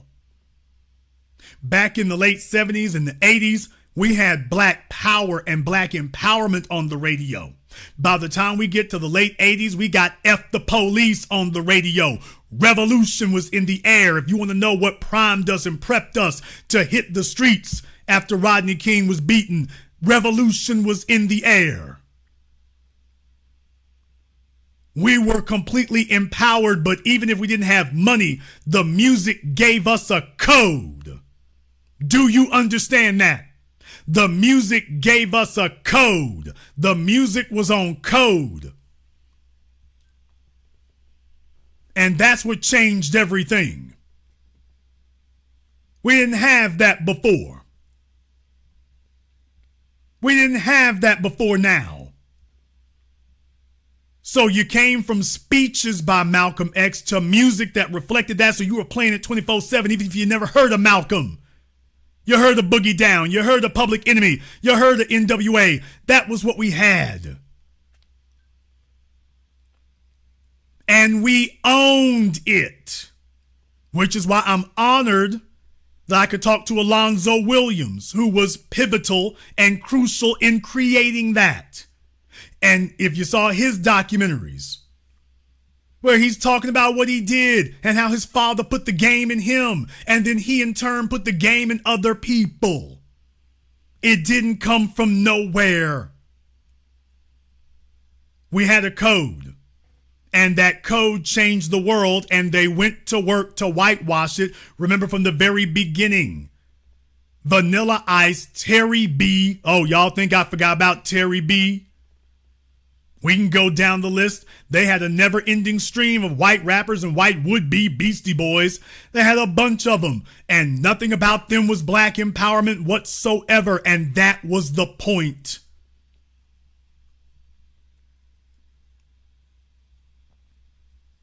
We're at our most powerful when we value what we've got. We're at our most valuable when we value what we have. I'm not worried about the side hating. I'm not worried about the down talking. I'm not worried about any attempts to belittle what we do. I'm not worried about the WNBA necessarily. Not necessarily. I think that this is going to surprise you all, but I'm looking at Caitlyn Clark and how the media is trying to prop her up and inflate her and blow her up and used her to eclipse black women. And I want to say to you all right now, this is good. What? I said, this is good. Damn! Oh, I want y'all to understand, I'm not saying that to have reverse psychology. I mean what I'm saying. This is good. This is what we need. We need to have white supremacy's boot on the neck. No, this ain't going where you all think it is. No. I want her to get out there in that court. I want her to try to get her Larry Bird on. I want her to sit up here and put points on the board. I want her to show you that they really will erase you. I want her to be the proof. They really will erase you. They really will pretend that you don't exist. They really will make you squatters in the house that you built and bought and paid for. They really will make you co-stars to a little white girl coming out of college. They sure will. No. You can't tell people that the sky is going to fall and then the sky doesn't eventually fall. If you tell people that if they keep messing around and playing around like they are, then the sky is going to fall, then damn it, if they keep doing what they're doing, then that son of a gun better fall at some point. Well, guess what? You better bring your umbrellas today because the sky is falling. It's happening. They are going to use her to erase you in the house that you bought and built. Yes, they are. If you don't get serious and if you don't take this like it is, they're already starting the process. And in 5 years, they will get the next Caitlyn Clark. What? Oh, y'all are just looking at her. You don't think that they're already scouting and prepping and grooming the next one? And just understand, when they bring in that second one, then they will then start declaring that the era of black sports dominance is over. Mark my words. Right now, they are avoiding making it a racial conversation. When they bring in the next one, then they're gonna start hinting and implying and then finally openly saying that the era of black sports dominance is over. Why, in golf, they're already looking past Tiger Woods now. I mean, it took them 20 damn years, but they're already looking past him because they don't see a viable black successor to Tiger. So they're already basically implying and declaring that black golf is dead. They're already doing that.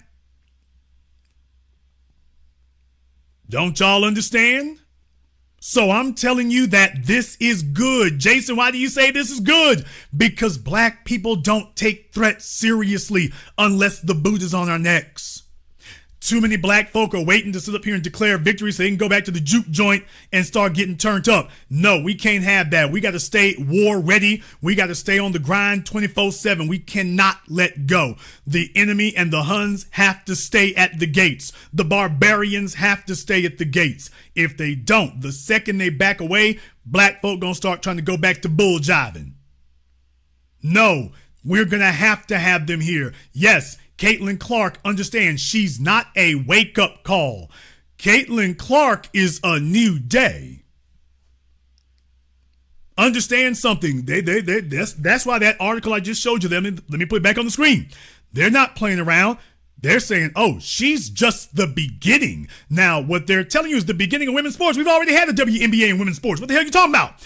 You understand what they're saying? Oh, she's the beginning of white women. She's the beginning of sports going back to being white. We're going to start with your weakest link, the WNBA. We're going to start there, and then we're going to go ahead and muscle our way in golf. But we're just getting started. We're just getting started.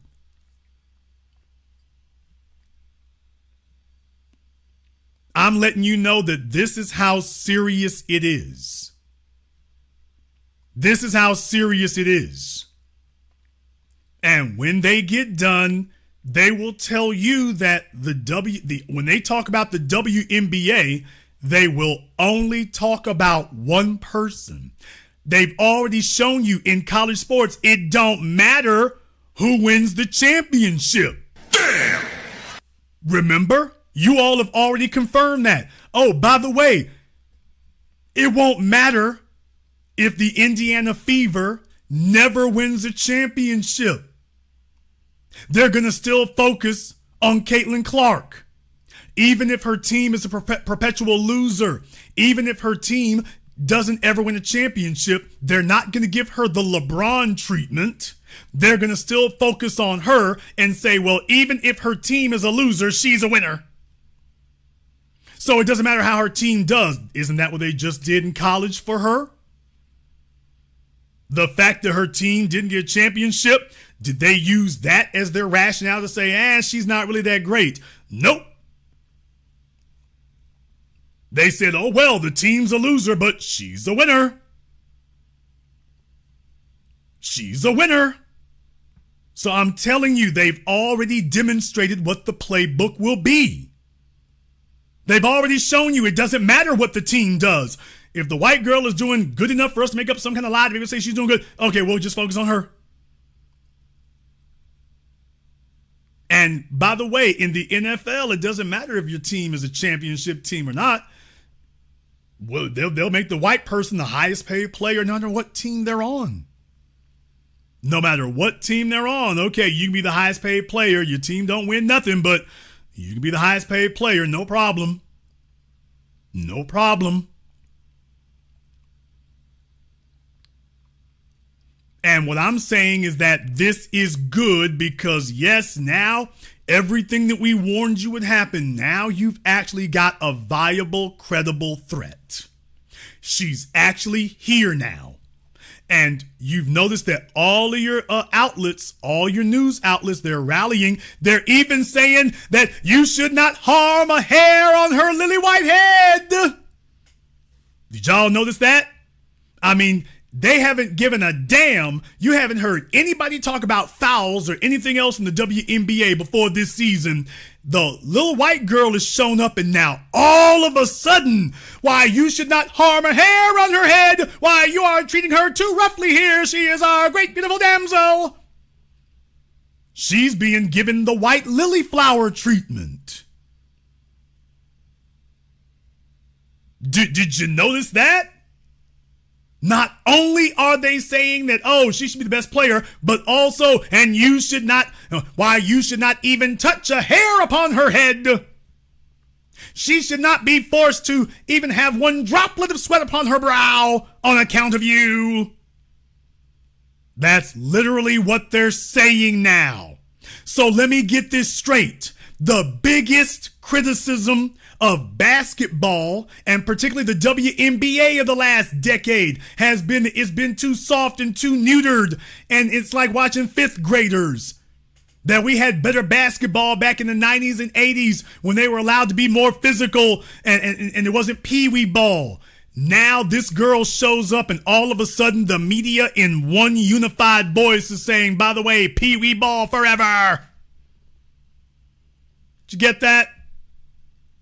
In the chat room, you know, I really don't want to get on that part of it because so many people have discussed it already. But yeah, I'm going to try to be diplomatic about this because I don't know her. And I'm not going to try to be insulting towards somebody. So I'm not going to go there. But what I am going to say is, yeah, all this talk about trying to declare her some kind of beauty queen, some kind of basketball beauty queen is, I'm like, so what you're telling us is that Caitlyn Clark is the standard, not for they've gone beyond basketball, standard for beauty art. I mean, what are we doing? What are we doing? What are we doing here? What is this? What are we doing? Okay, it was bad enough when you were talking about basketball. That was bad enough. They ain't stopping there. I mean, they're already prepping her for the cover of Sports Illustrated. And by the way, after you've seen some of what's been on the cover of Sports Illustrated the last 3 years.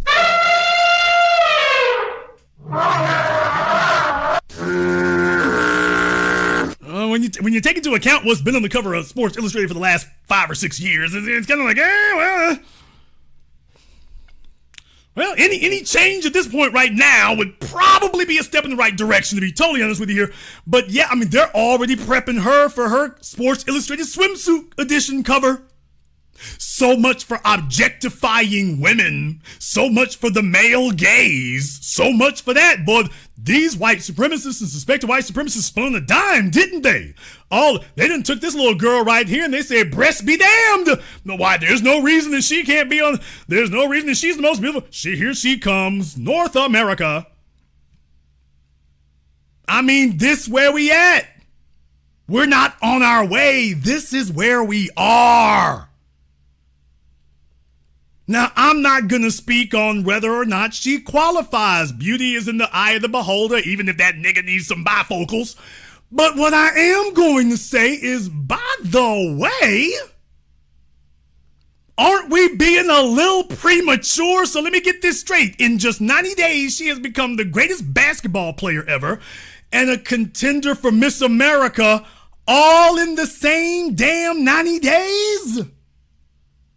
That's amazing. No, it's not. That's rigged. That's propaganda. So, folks, I am very reluctant to go in on that, but I can kind of speak for itself. And I'm like, people,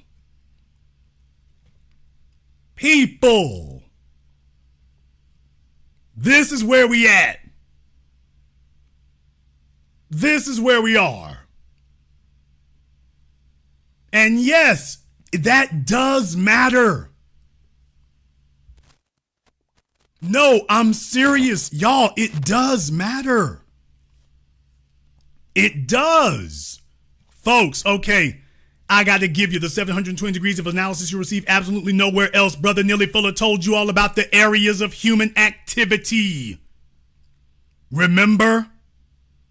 Brother Neely Fuller gave us the areas of human activity. And remember, one of the key areas he's always beaten home with was sex.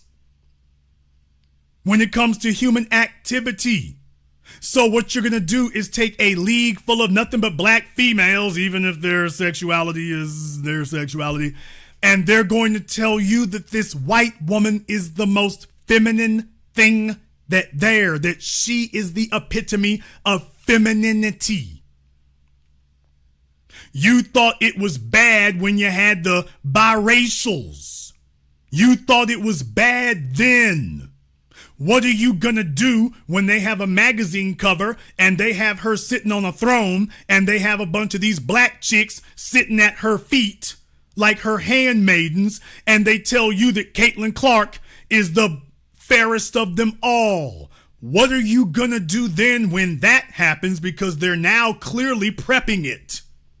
What are you gonna do? Remember, they already did that to Serena Williams. Serena Williams was thick and banging, and then they got that Maria Navratilova. Got her and said, okay, she's the sexiest thing here. And it's like, what? We're white and we say so. Dude, she's got all the curves of a number 2 pencil. Beauty's in the eye of the beholder. Okay, my eyes don't behold no curves. What are we talking about? And what I'm telling you all, yeah, Sharapova. I keep saying Navratilova. That's tennis, I think it was. I think it's the other one. But correct, Sharapova. You got it. Sharapova. And you take a look at that. Okay, they're showing you they already did that. They already did that. By the way, hasn't Caitlyn Clark been out here fouling people and throwing elbows and trash talking? Didn't we even show a video of that with her and Angel Reese? Wasn't she out there throwing elbows and trash talking? Oh, they've buried all of that now. They're now telling you that don't matter. They've buried all of that. The very thing that they were criticizing everybody else for, they've buried that for her and told you, oh, that's a plus now. Okay, now for Richard Sherman, you a black thug. Threatened nobody, cursed nobody, you're thugs. Okay, Caitlyn Clark is fouling people and everything else. Oh, she's just got swagger. Now, when Angel Reese was on the court, that wasn't swagger. Caitlyn Clark, that's swagger. When your black players do it, these are thugs and this is thug ball. They're just so street and so hood. Caitlyn Clark, oh, she's got swagger. That's so beautiful. Isn't she so great? We're white, and we say so. And this is a conversation, you ain't gonna hear this from Stephen A. Smith. He belongs to them people. You're not gonna hear it from Charles Barkley. Hey, we got terrible. Y'all need to live. You're not gonna hear this from any of them. Because they belong to those people. They're their employees.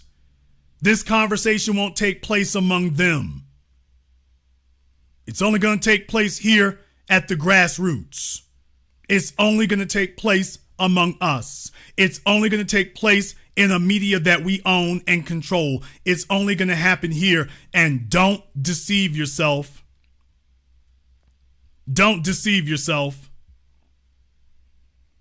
We're far more potent, far more powerful, and far more influential than they're going to tell you. Don't deceive yourself. We still control the narrative, and we will continue to do so. And I am bringing your attention to this. That, by the way, this is good with Caitlyn Clark. This is good. We need to be kept on our toes. We need to have the threat always sitting outside the front door. We need to stay ever vigilant. We cannot be allowed to think that we're safe. We got to stay on our square. We've got to stay on point. We can't let up for a minute. We cannot be allowed to get slack for even a minute. We've shown what will happen if we are. So tonight, we're going ahead and we're getting things started. By the way, if you take a look there on the Indiegogo for the perks, you'll also notice that there is one special one. I'm hoping that we'll have some of you who get to be a part of the special invitation. I have something specific in mind. I've been spending a while now putting this together. So I certainly hope that we'll have an opportunity for you to join us for that. But the crowdfunding is officially underway. We got over 4,000 people in here live right now. And if everybody here contributes, we can eclipse everything that we have ever done before. If everybody in here contributes, if everybody in here just put in $50, $50, that ain't even a decent trick tab. There's a bunch of you fellas throw a whole lot more than that at the strip club. Damn! But if we did that, we can blow everything else we've ever done out of the water. I started tonight with a repeat of what we did when we started our crowdfunding for 7 a.m., but I want us to make a statement. I want everyone here tonight to make a statement. I don't want you to think of yourself as insignificant because you're not. The dominant society is sending us a message right now. They're sending us a message that they ain't gonna let up. That they are going to keep at this every day relentlessly until they have succeeded in erasing us.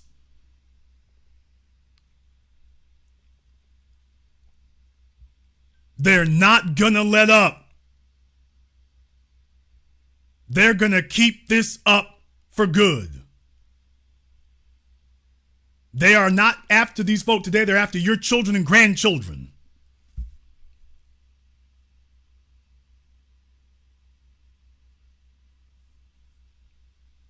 And that's where we are now. We're going to go ahead and take a very brief commercial, non-commercial break. When we come back, probably going to go ahead and see about opening up the telephone lines. This is the Black Channel. Hello, my name is Steve Burgess. I'm the author of this book, Guidelines for the Successful Student, a closer look at parenting your school-aged child. In this book, I've explained the role of the parent and the student in addition to what accommodations, procedures, rewards and consequences and expectations that need to be in place to ensure student success from primary to high school.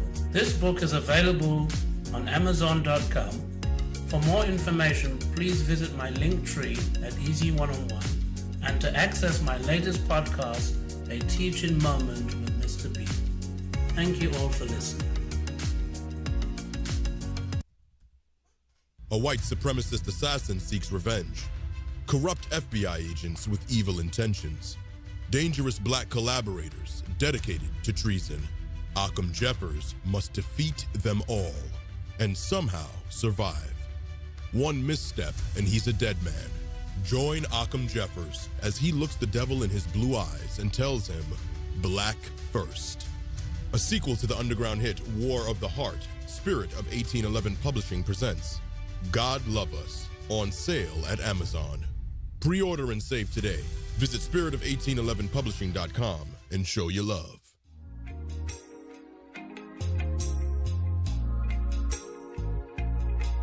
Order yours today to experience all the benefits of Ash Kickin' Body Butter.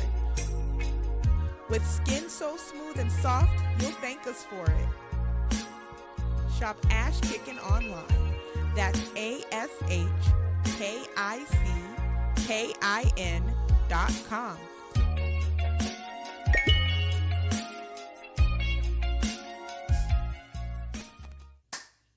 Hi, this is Brenda Starr, creator of Poetry with a Purpose and author of the book Pressed But Not Crushed. Pressed But Not Crushed is an anthology of political poems that address current and historical issues in American descendants of slave population and African American population. The book describes slaveries and its residuals, Jim Crow segregation, social depredation, and other relevant issues to American descendants of slaves and African Americans, including the current political climate that does not address our issues.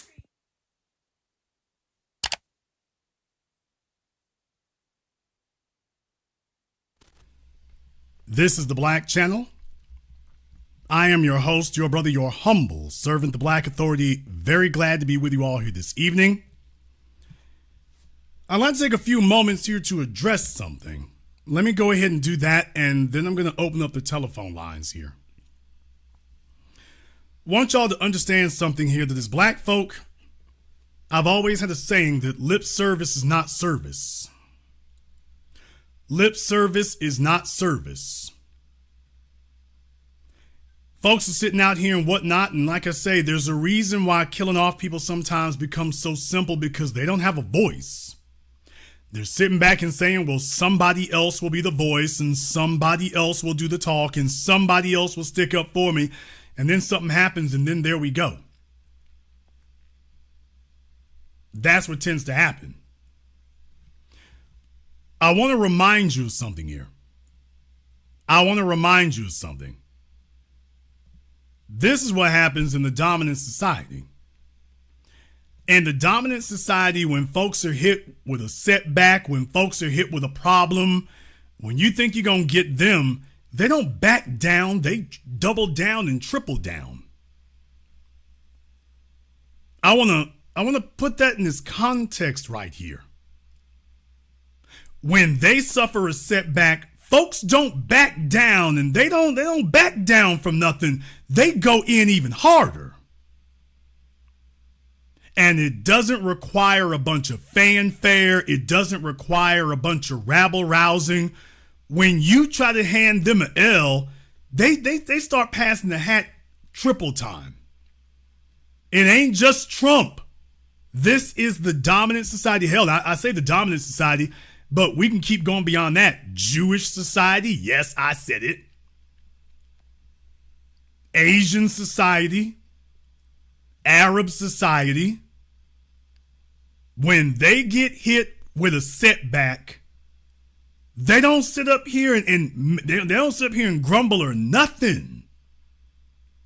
I want you to be clear and just understand that, by the way, there is a quantitative difference between the way in which they respond to things. There's a quantitative difference.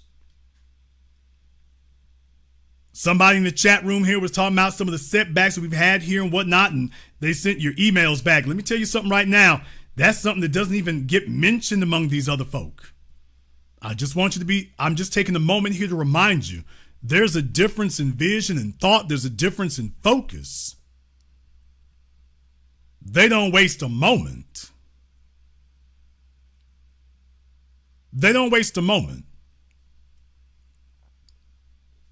When they've got an agenda to push, when they got something to do, they go all the way in on it.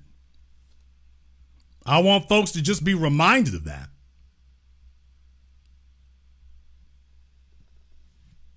They're so busy pushing their agenda, that's what it is. Folks, this should be the biggest crowdfunding that we've ever done. This should be the biggest crowdfunding that we have ever done, because this is the most critical situation we've ever been in. That's my whole thing about it right there, is that should be the most critical thing we've ever had happen to us. And folks don't understand. That's what I mean, is that when these other folks get pushed, when you talk, I'm going to go there. When you talk about Zimmerman, Daniel Pantaleo, Darren Wilson, do y'all realize how many of their crowdfundings got shut down, by the way? Remember when that was happening? Remember Kyle Rittenhouse? Do y'all remember Kyle Rittenhouse? Remember they were trying to do crowdfundings for him. His got shut down when they actually had one that didn't get shut down. The money flooded in. So let me get this straight. These folks can get out here and kill black people. And black folk are sitting up here, they're quick to make excuses. I just want to bring that to your attention.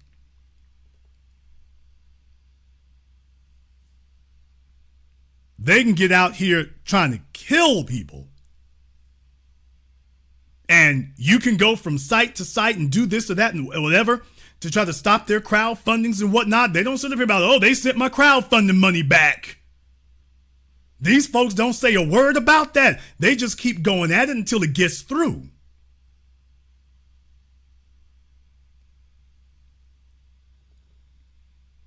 And by the way, they never forget. They never forget. Now, if you want to know where the big issue has been for us, that's been the big issue right there. That's been the big issue right there. Here at the Black Channel, I have literally helped hundreds of people here get into the upper middle class, making hundreds of thousands of dollars a year. But I'm going to be honest with you, for some of y'all, which is a lot of you, I just wanted to take a moment to say, by the way, a lot of y'all sit up here and criticize the HBCUs and talk about what they haven't done for black folk. And then when you do have something that has done something for you personally, it's like, well, it's about me. Just understand, Caitlyn Clark's people watch that. This isn't just you. It's you and your children. You want to change the culture. You want to change the landscape. You want to change the future. That HBCU babble and that HBCU behavior, they don't fly here. We're supposed to be different. We're supposed to be the elite. We're supposed to be the elite.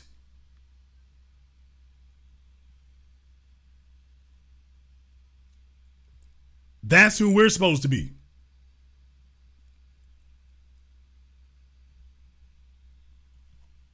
And if that's who we're going to be, we have to do things differently. So this is our opportunity to do that. I'm taking a look at the crowdfunding here tonight.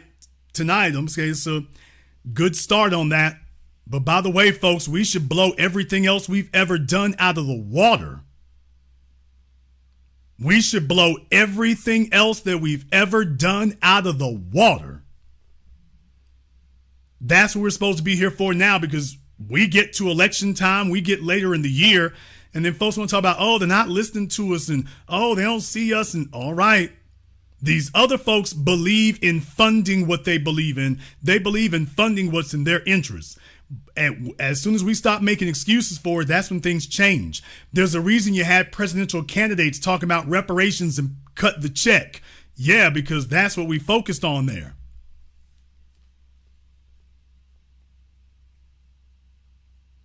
That's what we focused on.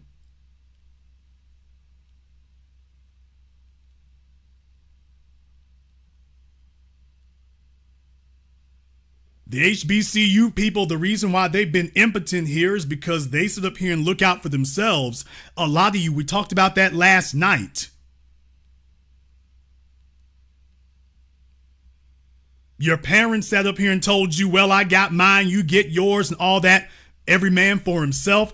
The whole point of making the Black Channel is, by the way, it's you and me and us and we. We all we got. I didn't bring you my excuses. I just brought the results. I want the folks who are going to bring their results. So by the way, I'm taking a look at it there. Take a look at our previous efforts. Take a look at our previous efforts, folks. Issa Rae is still out there. They giving television deals. White supremacists still out there killing folk. They getting crowdfundings. Everybody else is out there doing that. What are we doing? I don't want you to talk about it. I want you to be about it. Some of y'all are talking about going on vacation. I'm like, what are you talking about? Where are we going? What are we doing?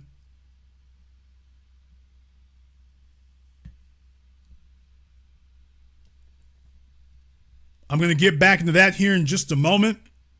But I'm going to go ahead and open up the telephone lines.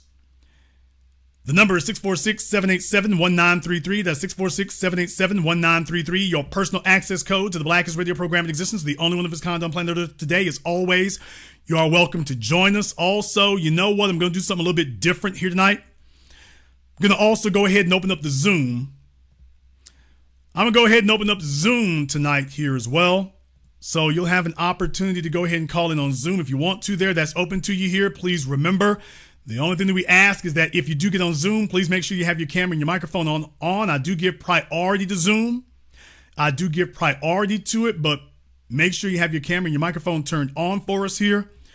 I'm going to go ahead and see about getting that lined up here as well. And another thing I want to do here, while I'm at everything else, I do want to thank everyone who is here tonight. I want to say salute to everyone who is here tonight. I want to say a salute to everyone here who's joined us here tonight. I want to say a salute to everyone who's been a part of what we are doing here tonight.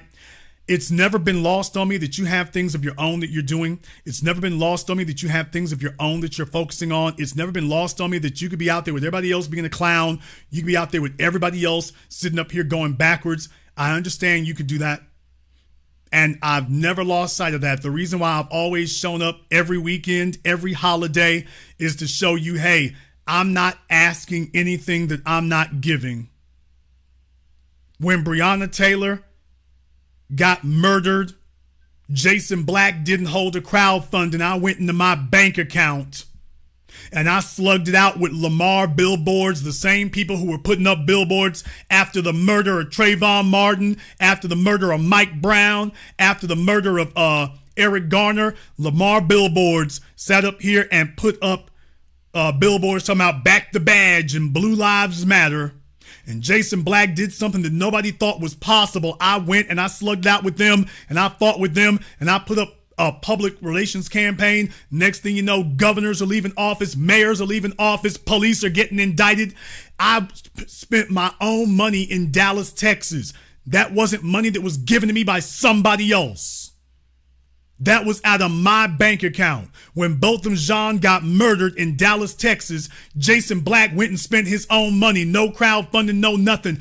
And those billboards were on major thoroughfares and major highways. They weren't cheap. They weren't easy to get. And I did it with a message that nobody could ignore. And a year later, Amber Geiger got sent to prison. That was the result of somebody saying it ain't going to be somebody else who does it. It's going to be me. I have not asked anything that I haven't done. I don't live in New York City, but I put up the billboards in New York City talking about the Central Park Karen trying to get folks killed by the police. And where's the Attorney General? And thank you, Governor Cuomo. That Manhattan is a open kill zone. At the foot of the Williamsburg Bridge entering Manhattan, I put up a big ass 45-foot welcome sign. Welcome to Manhattan, where racial profiling is legal. Thank you, Governor Cuomo. Y'all couldn't believe what you were seeing in New York City, and I don't live in New York City, but I felt that that was a crucial, critical moment in time. And I didn't wait for somebody else. And I didn't say, oh, well, I got bills to pay and this, that, and the other. We all got bills to pay. People find money for what they need, and they find it for what they value. Everybody come up with the pole talk until they want to go trick it off. And then when they need it, when they need something to happen, it's like, ooh, where'd he go? Where'd he go?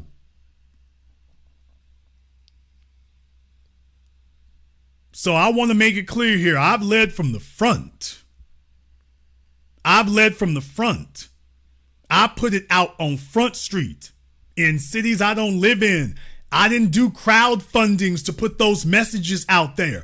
I was very unpopular in Atlanta, Georgia. I had television stations and radio stations calling me.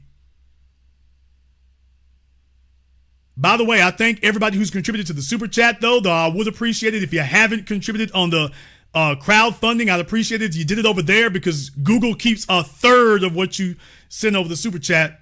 So by the way, if you put it on the Indiegogo, I'll see you. If you just want to do that, that's great. But by the way, they keep a third of it over here. So for now, if you have the ability to, I appreciate it. The link is in the description, and my mods have also posted it. So by the way, thank you for your support. But just keep that in mind. The Indiegogo is what's popping right now. So it's all about that right now. It's all about that. Sir Shai, thank you very much for your support, brother. I appreciate you. You've been on your business here.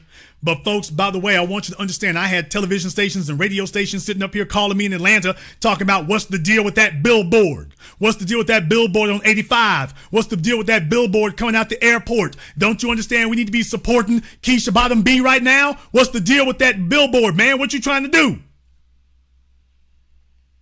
I had some of your right-wing radio hosts out there trying to get a hold of me until they figured out who I was. And I was like, they're like, that's that dude who's about that life. You ain't going to be able to shame him. He's about that business. I've always had that. I've always done that. I do things and whatnot. I do it. I don't make a big deal out of it. I don't broadcast to the world. I do the work and I keep it moving. And what I'm saying is I'm just trying to set the template and the model and the example, and I'm not asking or saying anything that I haven't asked of anybody else. You've had folk get gunned down by the police. You had folks' families get killed. You've had all that happen. And I've just tried to show you, hey, this is what it is. I haven't done anything supernatural. Everybody can do this. Let me go ahead and get to the phone lines here. The number is 646-787-1933. That's 646-787-1933. Let me get caller from area code 469. You're on live with the Black Channel. What's your name? Where you calling from? This is Thomas calling from Dallas, Texas. Thomas from Dallas. What's on your mind, brother? Thank you, Jason. Thank you, man, 100 times, man. What you've been saying tonight is totally true. I mean, what we have is a propaganda machine that's been going on for over 60 some odd years with the media, white media, and what they've been able to do back in the past when it wasn't a new black media. They've been able to get away with the lies, and so they can't get away with it now when we got people like you and the rest of the new black media. Because I mean, what Caitlyn, I'm not going to take away her talent. She can shoot the three, but man, they're giving this woman the accolades before she even get a ring. She don't even have a ring to even stand on, a championship to even stand on. And I thought you had to have all of that before they can classify you as the GOAT. You know what I mean? They classify this woman as the GOAT, and she ain't won one championship ring. I mean, you had the school she put, the college team that did win the championship, they didn't lose a game last year. Not one game, and they don't even talk about those sisters. So, yeah, this is the propaganda machine that they've been pushing on us all these years, but now we got a new black media that can stomp it on out, and they're going to continue to do it. So we got to continue to keep pushing and keep with what we're doing is the truth. I mean, and like you said, those billboards you put up, man, that's not cheap. And I thank you for that. You remember Oprah Winfrey tried to put up a billboard right after you did with the Breonna Taylor. She was trying to copy after you, but hey, you put it up first. So what black people gotta understand, they're watching us, and they can't come with the propaganda anymore, Jason. All I ask is everybody to do everything they can. And Thomas, I know you've been riding with me for a long time here, so I appreciate that as well. Thank you very much for calling tonight, brother. Let me get caller from area code 214. You're on live with the Black Channel. What's your name? Where you calling from? This your man Elijah calling out of Oklahoma City. All right, Elijah out of Oklahoma City. What's on your mind? Jason, you're not 100% right at all. You're about 1,000,000% right. Elijah Muhammad said, if America was a wet rag wrung out, every drop would right slavery. And the Dred Scott decision said that we're still slaves. And we have to stop using the term white supremacy, because whites are only superior in murder, enslavement, and robbery. We should say white terrorism. And let me show you where you talked about the sports. Let me tell you where it all started. The Negro Leagues in the 40s or 50s, I couldn't find when, they sold out Yankee Stadium. 80,000 people came to a Black Negro League game. White people saw the money and the dollars. And see, what people don't realize, baseball was like football back then. it was the number one sport. So baseball, what that meant was, if you conquered baseball, all the other sports were thrown in. Basketball and football were thrown in for free. And so in 1961, well, before I get to that. Okay, well, brother, I think we get the point about that, though. But thank you very much for giving us a call tonight. Here's kind of slow rolling it for us here, but I think we get the point about that. Let me go ahead and see if I can get over here on Zoom. I'll see if I can give Marquez an opportunity here to go ahead and get up on Zoom for me. And we'll go ahead and see about that. Okay, my man Marquez is up here on Zoom. What's on your mind, brother? Let me see if he's got his audio and stuff together here. Marquez, you are on, but we don't hear you. Let me see. Okay, there you go. All right, yeah, this is Marcus from Wichita Falls, and I wanted to make 3 quick points here. The first point I wanted to make is the previous caller already mentioned South Carolina. So when I made some further research with her, turns out that this woman has won 3 national championships, but yet they don't talk about her like they used to talk about Pat Summitt, the old women's coach for Tennessee.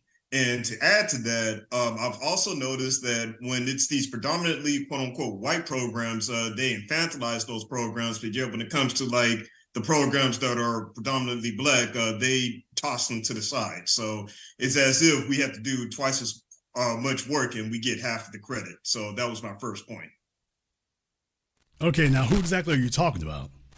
Don Staley, the coach of South Carolina. Okay, yeah, because you didn't mention the name. You just said person out of South Carolina, so you didn't mention the name. Okay, so the coach from South Carolina, yes, sir. So, and I also remember, too, that when Caitlyn beat them, they, and that was my next point, is I've noticed with white supremacy, they always infantilize their heroes as like kind of like warriors and redemptions. And so when Caitlyn beat South Carolina the previous year, they made it seem like, well, Caitlyn was doing it for revenge or whatnot. But when South Carolina beat her again, then, you know, that just got tossed to the wayside. Like, the narrative switched to, well, Caitlyn, you know, battled it all, but yet she didn't have the teammates that South Carolina did. So that was my second point. Yeah, I mean, of course, if one narrative fails, they just switch up to another one.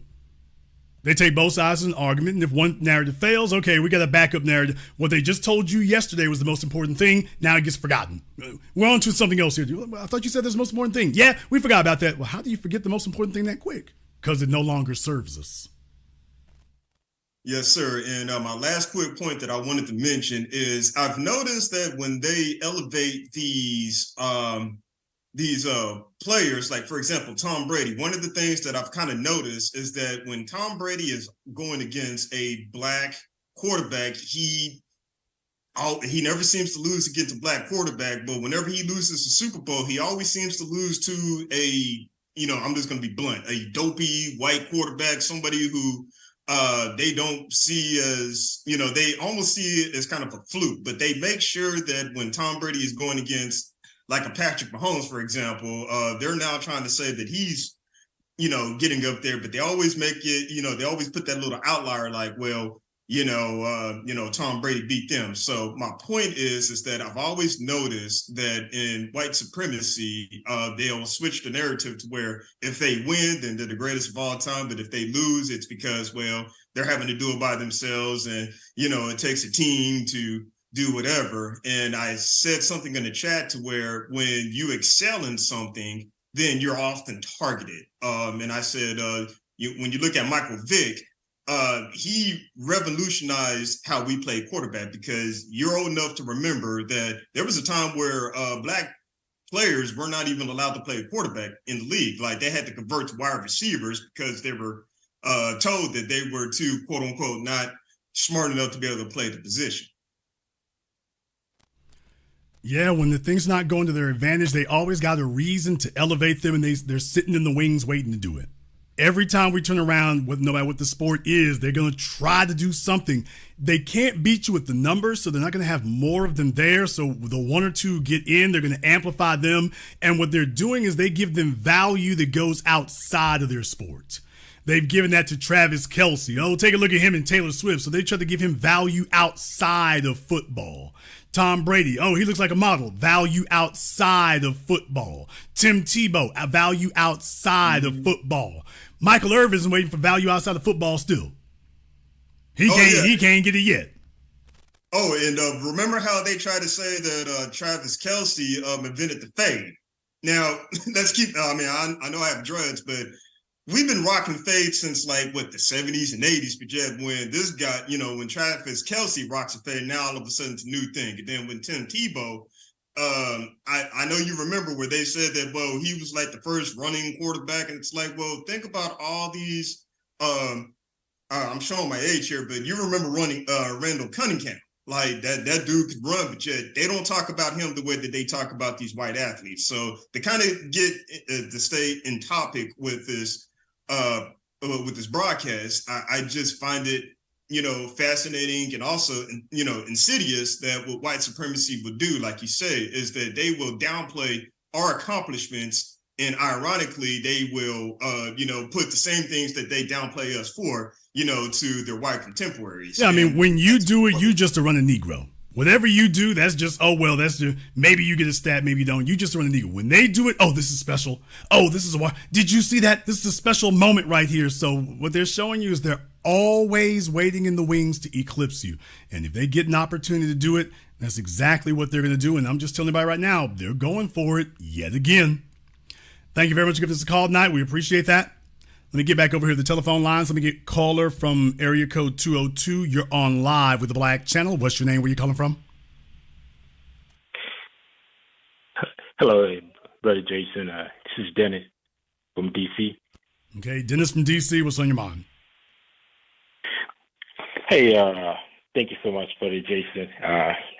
This is the second time calling. I'm actually listening to the program, and I just wanted to say that all the points that you've made so far are valid, and I just, it's really interesting about the white supremacy, because every time it appears that a black athlete, for example, Aja Wilson, she had 36 points, 12 rebounds, 6 steals. And the so-called mainstream media have not said a word about it. And had that been a white athlete, they said plenty about that. Actually, they said plenty about Angel Reese. All of it was negative. So when they introduced you to Angel Reese, it was they gave her the Richard Sherman treatment. You see it go down the list. Michael Phelps can smoke weed before it was even legal. What's the big deal? Sha'Carri Richardson, get her ass out of the sport. She doesn't need to be at the Olympics. So you see the double standard every single time, to the point now we can tell you what's coming. Exactly. And just in addition to that, Brother Jason, just look at Simone Biles. I mean, she actually, the coaches in the Olympics could not give Simone Biles, the perfect score, because they had not seen what Simone Biles is actually done for the sport. That's how deep this actually. Remember there was one move that Simone Biles did that it was a great move, but they said nobody's allowed to do it again, and they wouldn't give her credit for it because they said it was too dangerous. They said it was too dangerous, so she did that, and nobody else can do this, and we're not going to let anybody else, because that's too dangerous for them to do. So that's the level we're talking about here, and that becomes the norm. Thank you very much for giving us a call tonight. Let me get caller Miracle 480. You're on live with the Black Channel. What's your name? Where you calling from? Hey, Jason, this is James from Chicago. How are you? All right, James from Chicago. What's on your mind? All right, okay. I'm just going to make this real quick because you probably won't disagree. Well, you probably won't disagree with me, but I really do think you are omitting a whole lot of facts and misleading your audience about the whole Caitlyn Clark situation.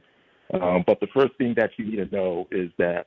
Okay, tell me one thing I've said that is factually inaccurate. That this is white supremacist propaganda.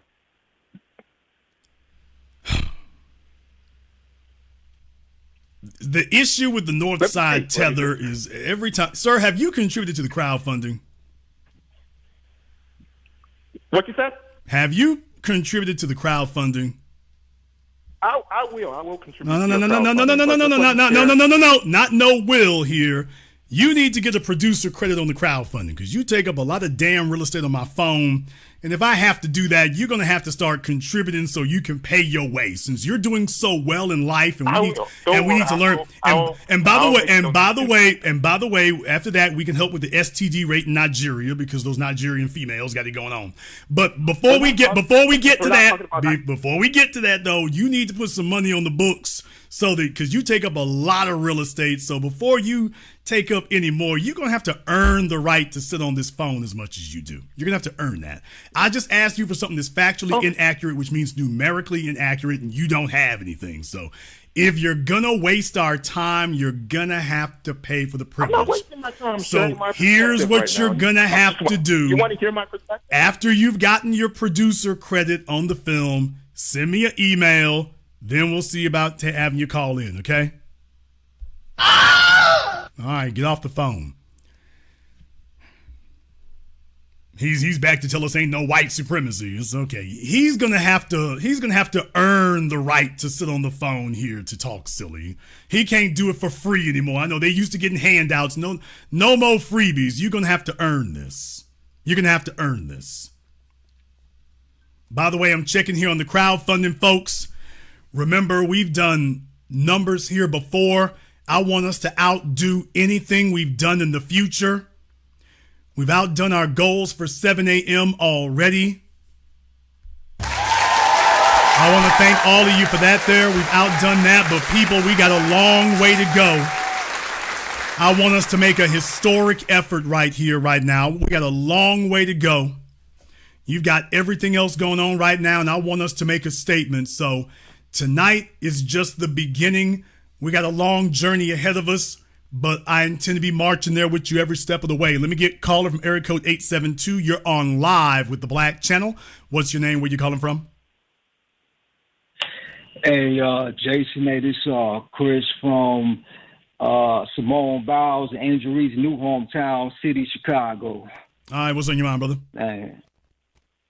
A lot of things. I'm trying to get rid of, get through them real quick. But first, I wanted to say, hey, the white sports media, how they be constantly talking about now, forever talking about how it was a black girl on the Chicago team had like pushed Clark, and she, Clark probably fell on the floor, but they making it a big deal.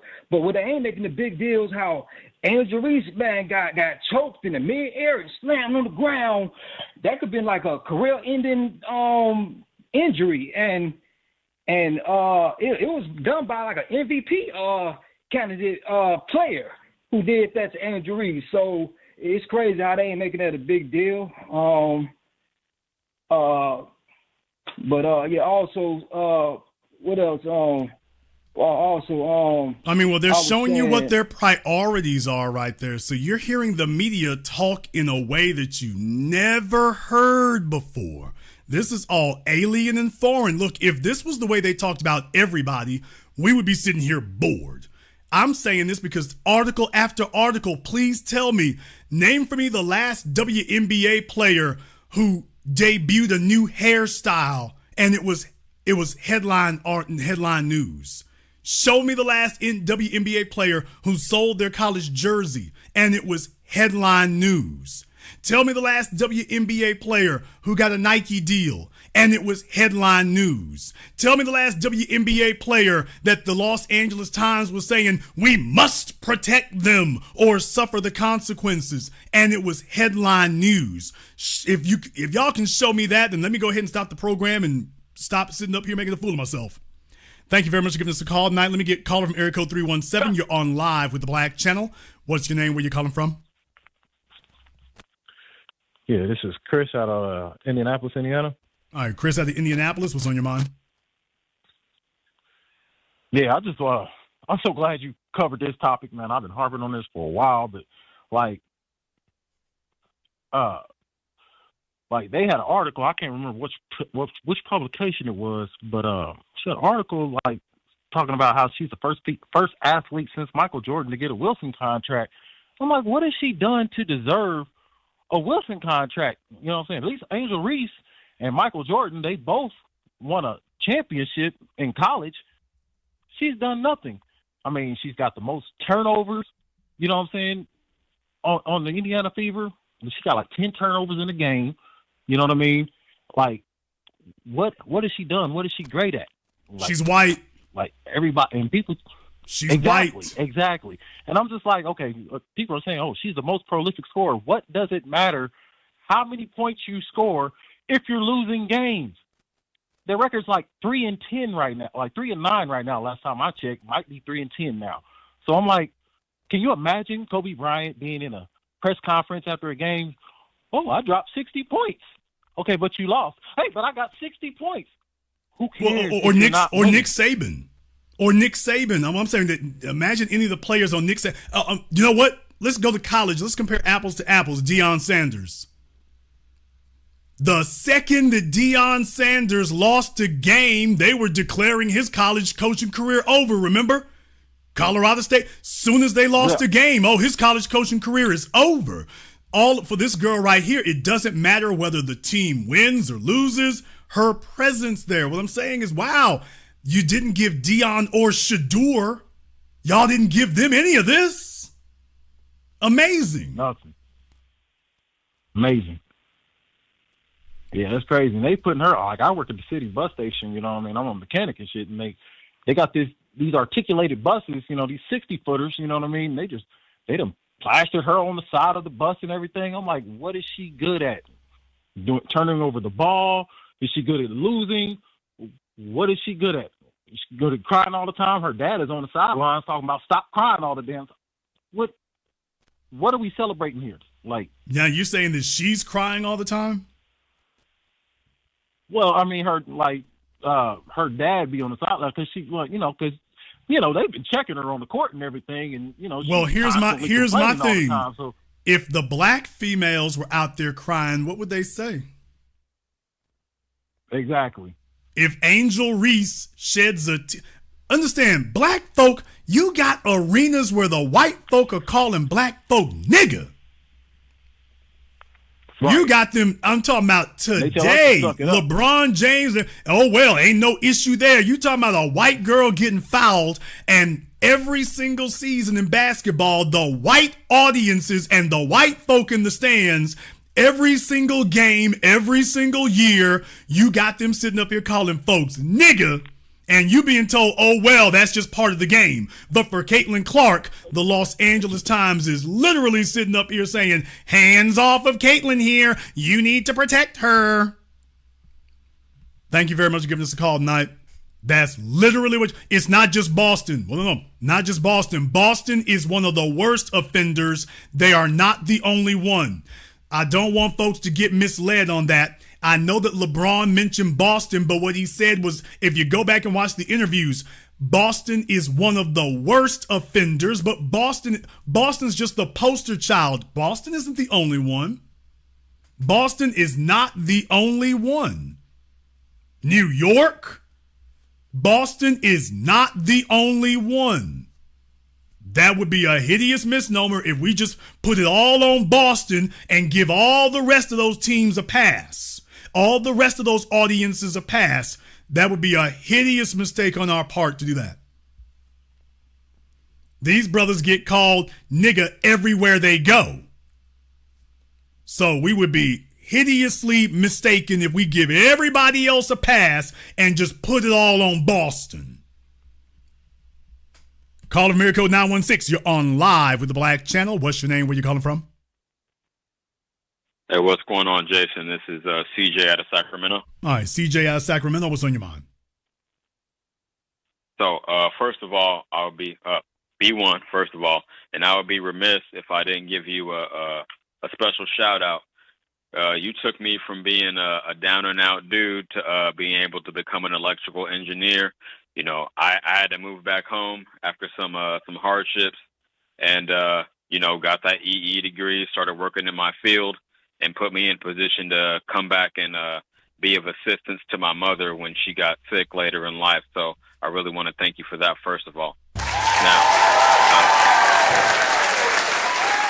well, I want to thank you for having your work ethic together on that, because I can show you the door, as Morpheus said. You got to walk through yourself. So I can write up the play, but you have to have the constitution and the character to run the ball and to believe in yourself and keep that going. So definitely, I'm glad to be the part of it that I have. And I hope you'll continue to be the part of it that you have, and you don't have to pay it back, but you do. I hope that you will pay it forward. that's exactly what I'm doing now. Exactly right. She's still having her issues, but hey, I'm here by her side, and we're working through it. So, that aside, as far as the content tonight, do you think they're actually going to be able to be successful pushing this girl if she's not successful? I say that to say, if she doesn't win, you think they're going to keep up this narrative? It didn't stop them with Maria Sharapova. It didn't stop them.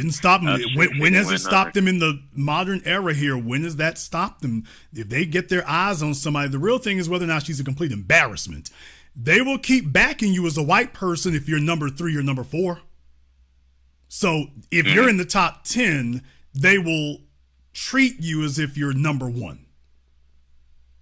So if you didn't know better, you swear that they were number 1, but all she got to do is be in the top 5, and then they'll tell you, okay, well, this is really number 1, or well, we're putting as much attention on her as we would put on number 1. So no, they've been doing this. This template was perfected a while ago.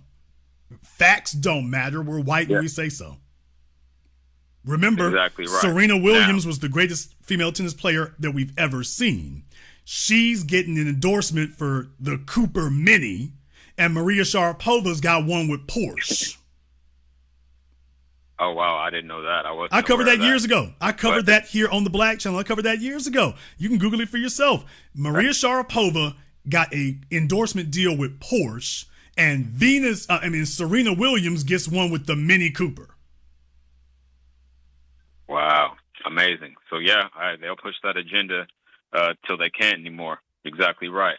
Now, does this remind you of, as far as Caitlyn Clark, Angel Reese, remind you of the situation back in the 80s with Magic Johnson and Larry Bird? No, not really. To be totally honest with you, not really.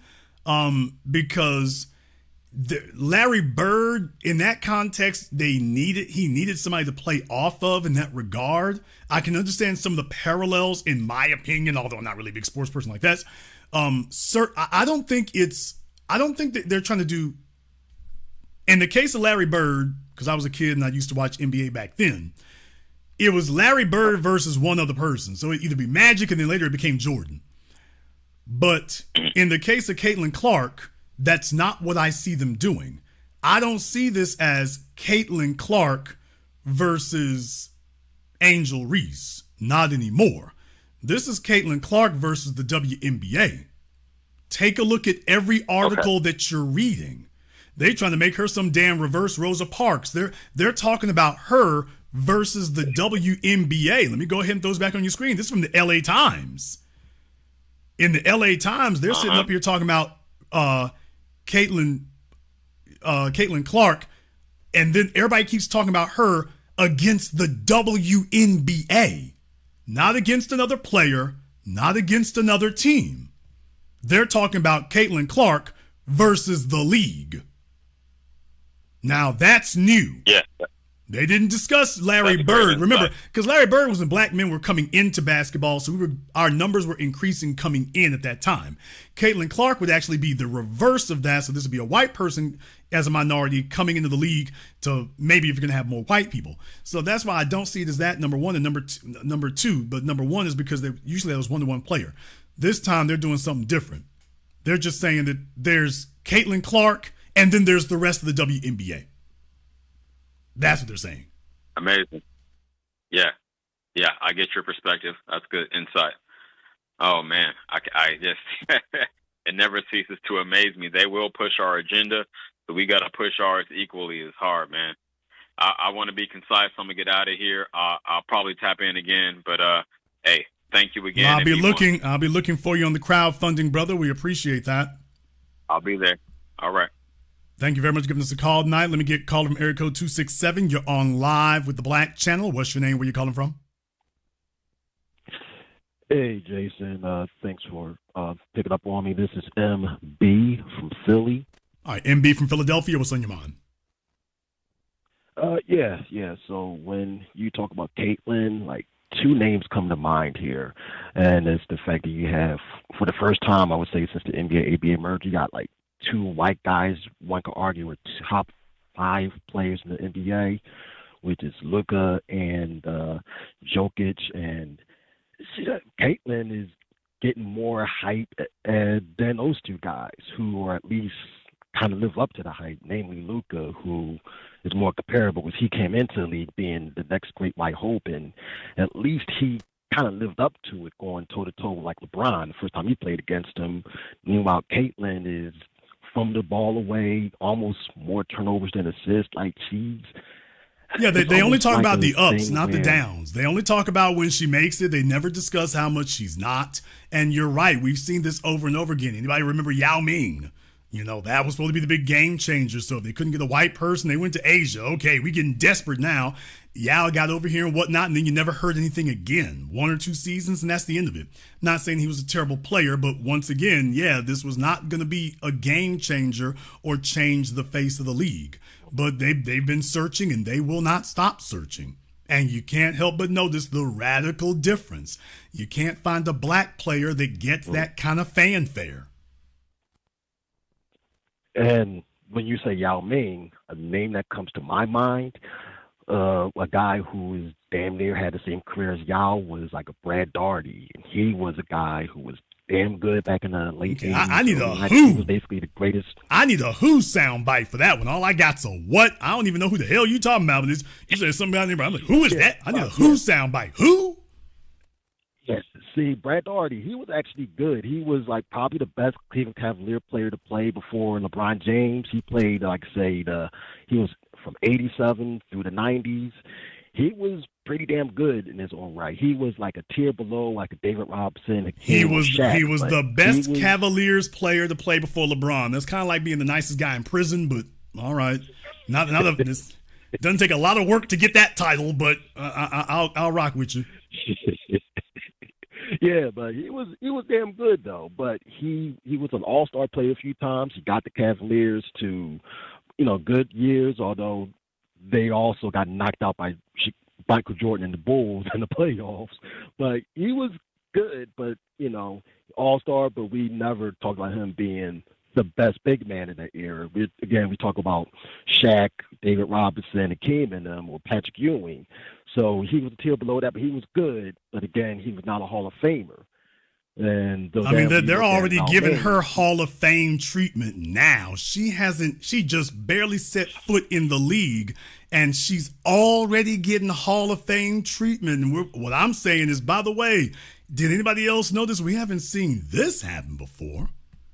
Thank you very much for giving us a call tonight. Let me get caller miracle 929. You're on live with the Black Channel. What's your name? Where you calling from? Good evening, Jason. This is Daryl from Chicago. All right, Daryl from Chicago. What's on your mind?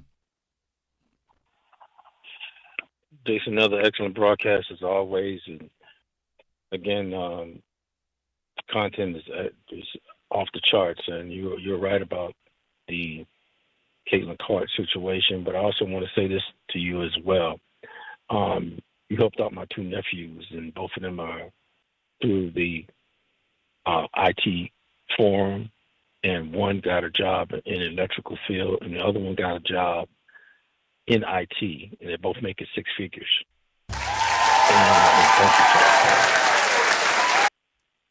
Very glad to hear that, brother. I do what I can when I can.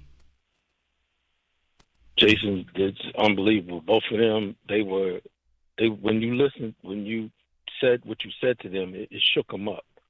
We already had shook them up already, but I said, you need to get on here and listen to our new black media and understand what's going on. They got an IT forum coming up very soon. I need you to listen. I think it was 2 weeks before you did it. He was announcing it. And when they got on, it was excellent for them, and their life has changed totally. I'm glad to hear that. We'll tell them don't be like the HBCUs, because folk go to the HBCUs. I don't know what value they get out of it, and Harvard and Yale, their alumni, they pay into their endowments. They pay into those things right there. So the folks here, the only thing I say is, by the way, don't forget, if you're going to do things differently, if you really got value from this, don't do it like the HBCU alumni and whatnot. If you value this, put something back into it. Well, they're going to be on the crowdfund, and they're going to be doing things, probably doing it already. They've probably done it tonight already. We teach them always, make sure you give back to community. I'm a grassroots cat, so I beat it on that. They know how I am, and I tell them, I said, if you give back, you're going to be able to do more, and if you do more, you'll be able to give more. So that's one of the main things we are constantly on them about that, and they do it. You know, they find charities, they find stuff to do and help out people and stuff of that nature, and that's how the family is anyway. The second part is that the people tonight have to understand about that crowdfunding situation. We're hearing things like this Caitlyn Clark situation, and everybody else is doing everything else for everybody else. We need to do things at the highest level. God bless you for putting up that sign out there in Chicago, by the way, about Mayor Lightfoot, too. Oh, man, everybody's drunk uncle. But I'm telling you, that blew that out the water. She was dead before then, but you just put the nail in the coffin, Jason, on that. Well, I'm sure I'll be her favorite person, I imagine. Oh, yes, sir. Yes, sir. And the last thing about Lisa, being a former athlete in the NCAA, this situation right here reminds me of the girls that and the players that come out and win championships, and how they put them in the limelight for a moment, and then after that, that's it. This young lady is going up against the league, and she's going up against a standard that's never been done before, and they're trying to pump that money into her. And if she fails, like you said, she'll be third or fourth. They're going to still do it, and they're not going to let her stop. So what we have to do is keep on point, being on point like we are right now, staying on code with what we're doing, and taking it to a whole new level. And like you said, this is a good thing. And I just want to thank you so much for what you've done, and for my nephews there, because they needed that male guidance, even though they get it from me, their dads, and my brother. But the bottom line is that they need to hear that also from somebody else who's standing up 10 toes down all the time. They need to hear that. Well, thank you very much for checking in with us, brother. And like I say, we all we got, so I'm glad to be of service. There you go. Thank you very much for giving us a call here tonight. Like I say, I mean, I haven't said anything I have not done. I've been doing this now going on 2 decades. We've come a long way from where we were originally. We have come a long way from where we were. And all the rest of these folks out here, Democrat shilling and Democrat ass kissing, and haven't helped the environment or increased anything, haven't empowered anyone. Nobody's come up because of them. I'm just the guy who's been out here doing the work. And I'm hoping that all of you, at this point now, we got 157,000 subscribers. So that's 157,000. Now that's the good news. Here's the other news, though. I don't know how many of those are real ones. We got a whole bunch of folk, they'll walk with you and whatnot, and they give lip service, but that ain't the real ones. I'm looking for the real ones. From my last crowdfunding to now, and I want y'all to know I'm making a list. Damn Santa Claus, I'm making a list, and I want to know who my real ones are.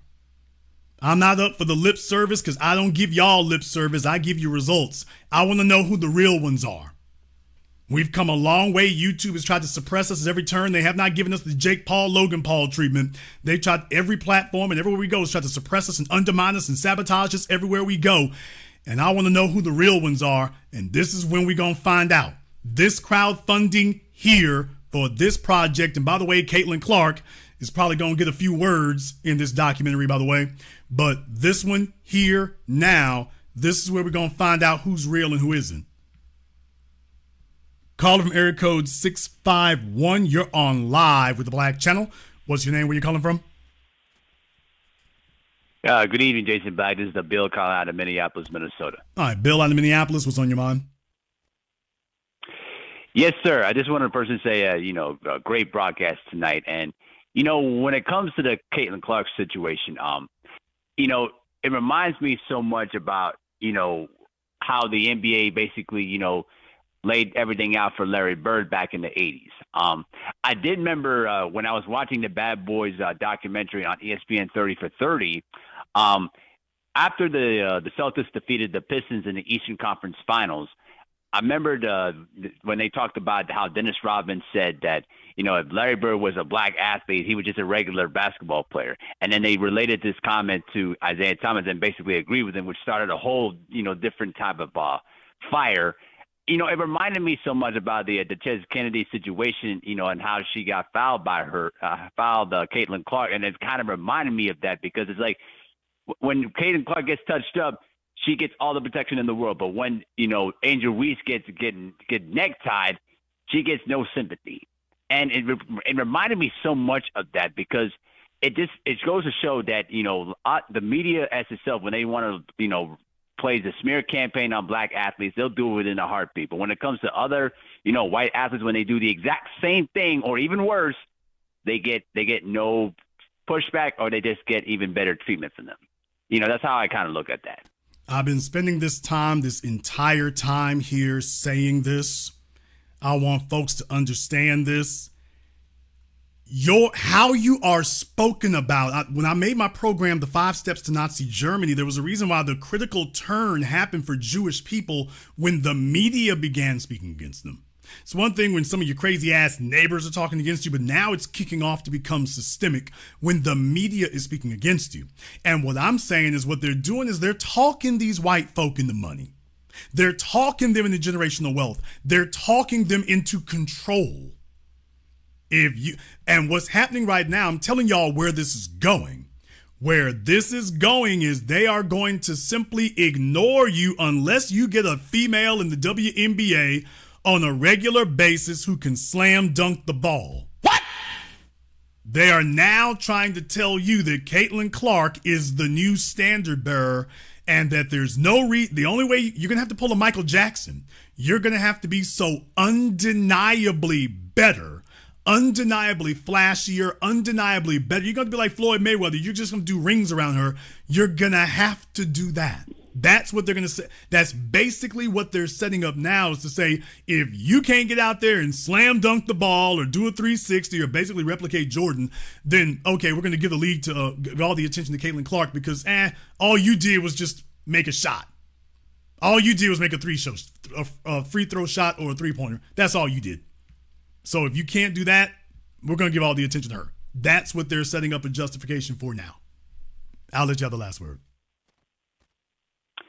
Yep, you basically hit it on the head, and I cannot wait to watch the 8 a.m. documentary because I do believe that all those points that you were talking about and what I said in my points too, they're all going to be brought up.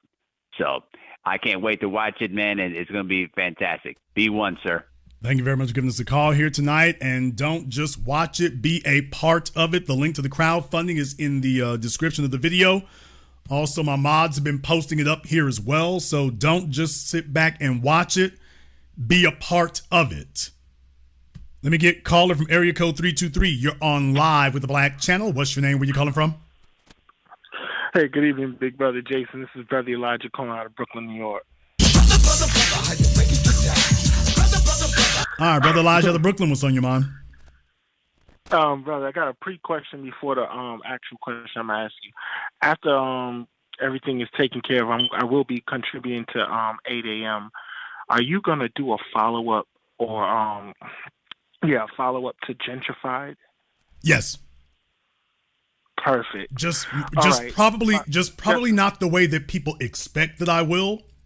But of all the documentaries I've done, 7 a.m. and 8 a.m. and Race War have gotten the most attention. But in reality, Gentrified has probably been more prescient. I knew housing prices were going to take off. I like I say, it's just everything that I said came to pass. If anything, it happened probably a little quicker than I thought it was going to. And it was more widespread than I originally was able to give it attention. There was just so many dimensions to that. But ultimately, yes, I have every intention of following up on Gentrified. Maybe not quite the way that people think, maybe in a different form, but yes. Perfect, Big Brother. I can't wait to see that, brother.